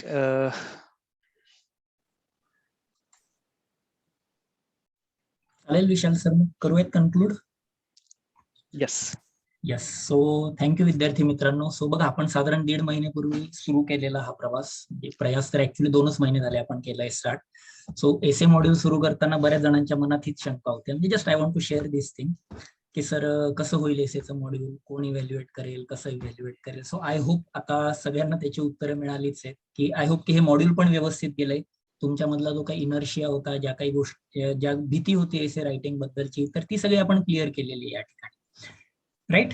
so I hope this module was helpful to you people. काही तुम्हाला इतरही संदर्भात काही कशाही पद्धतीचा प्रॉब्लेम असेल तर you have our phone number. असं नाही की आता हे मॉड्यूल संपलं आणि जय हिंद जय महाराष्ट्र आणि आता काय परत नाही बा भेटायचं, असं काही नाही यामध्ये. So please feel absolutely free. Pre संदर्भात काही डाऊट्स असतील, मेन संदर्भात काही डाऊट्स असतील, इंटरव्ह्यू संदर्भात काही डाऊट्स असतील, किंवा इन जनरल पण काही डाऊट्स असतील की ज्याने तुमच्या काही अभ्यासामध्ये काही प्रॉब्लेम वगैरे येत असेल, तर you can absolutely share those doubts with us. काही क्वेरीज असतील की वगैरे ते, तो फील ऍब्सोल्युटली फ्री. हा जो कॉन्फिडन्स आता मिळाला आहे, जे 21चा अटेम्प्ट देत असतील, बघा प्री मध्ये बऱ्याच वेळा हा प्रॉब्लेम होतो की सर प्री निघत नाही, ते 80, 90, 100 मध्ये अडकून पडतो ना. तर मी म्हणतो हे लॅक ऑफ नॉलेजमुळे नाही होत, लॅक ऑफ कॉन्फिडन्समुळे हे होत असतं. आणि ह्या प्रयास थ्रू जे काही आपण डेली आन्सर रायटिंग करतोय, एसे रायटिंग करतोय, त्याच्या थ्रू आपला पर्पज हाच एक होता की तुमचा हा कॉन्फिडन्स बूस्टअप करायचा आहे. आता एसे साठी कंटेंट मला नाही वाटत की विशाल सरांनी प्रत्येकाला फोन केलाय की अरे आज हे लिहायचं बरं का तू, उद्याच्या पॉईंट, असं तर विशालने मला नाही वाटत की कोणाला काही सांगितलं असेल. असं असेल तर प्लीज कळवा, असं मला नाही वाटत. याचे बघा तुमचेच मुद्दे तुम्हीच लिहिले, सगळं तुम्हीच केलं, तुमचेच मार्क्स इम्प्रूव्ह झाले. सो ते म्हणतात ना ते तुझे आहे तुझ पासे परी तू जागा चुकलासी, तशातला प्रकार होता तो. आपल्याकडे सगळं होतं पण आपण काहीतरी भलतंच लिहित बसायचं त्या आन्सर मध्ये. So this efforts was to streamline your knowledge म्हणा किंवा काय तुमचे जे प्रयत्न म्हणा, ते प्रिपरेशनची स्ट्रॅटेजी म्हणा. तर या पद्धतीने हाच कॉन्फिडन्स पुढे प्रीसाठी कॅरी करा, हाच कॉन्फिडन्स पुढे आपल्याला मेन्सला पण कामात येत होतो. ठीक आहे. So I hope we very much helpful to you people. काही तुमचे फीडबॅक्स असतील काय असतील, मी एक फीडबॅक फॉर्म आज आम्ही इव्हिनिंगला ग्रुपवर टाकू येतच. काही तुमचे सजेशन्स असतील तर ते सांगा. अदरवाईज मग आज आपण आपलं फॉर्मल इंटरॅक्शन या ठिकाणी संपवतोय. मीनवाईल मग आपलं इनफॉर्मल इंटरॅक्शन तो ग्रुप तर राहीलच, मी काय ग्रुप वगैरे डिलीट नाही करणार. सो असं काही नाही येतात, काही असेल तर आपण राहूयात त्या इंटरॅक्शन. चालेल, मग आजसाठी आपण थांबूयात. All the best, take care, bye, काळजी घ्या स्वतःची आणि give your best for your examination. कधीचाही द्या, 20, 21, 22, 23, 2050 कधीच आपण द्या, पण फुल एफर्ट्सने द्यायचा. तो जे काही असेल तो कॉन्फिडेंटली द्या, फुल एफर्ट्सने द्या. चालेल, मग आजसाठी आपण थांबूयात. Thank you Vishal sir, thank you friends, bye, good day, bye. Thank you everyone, bye bye.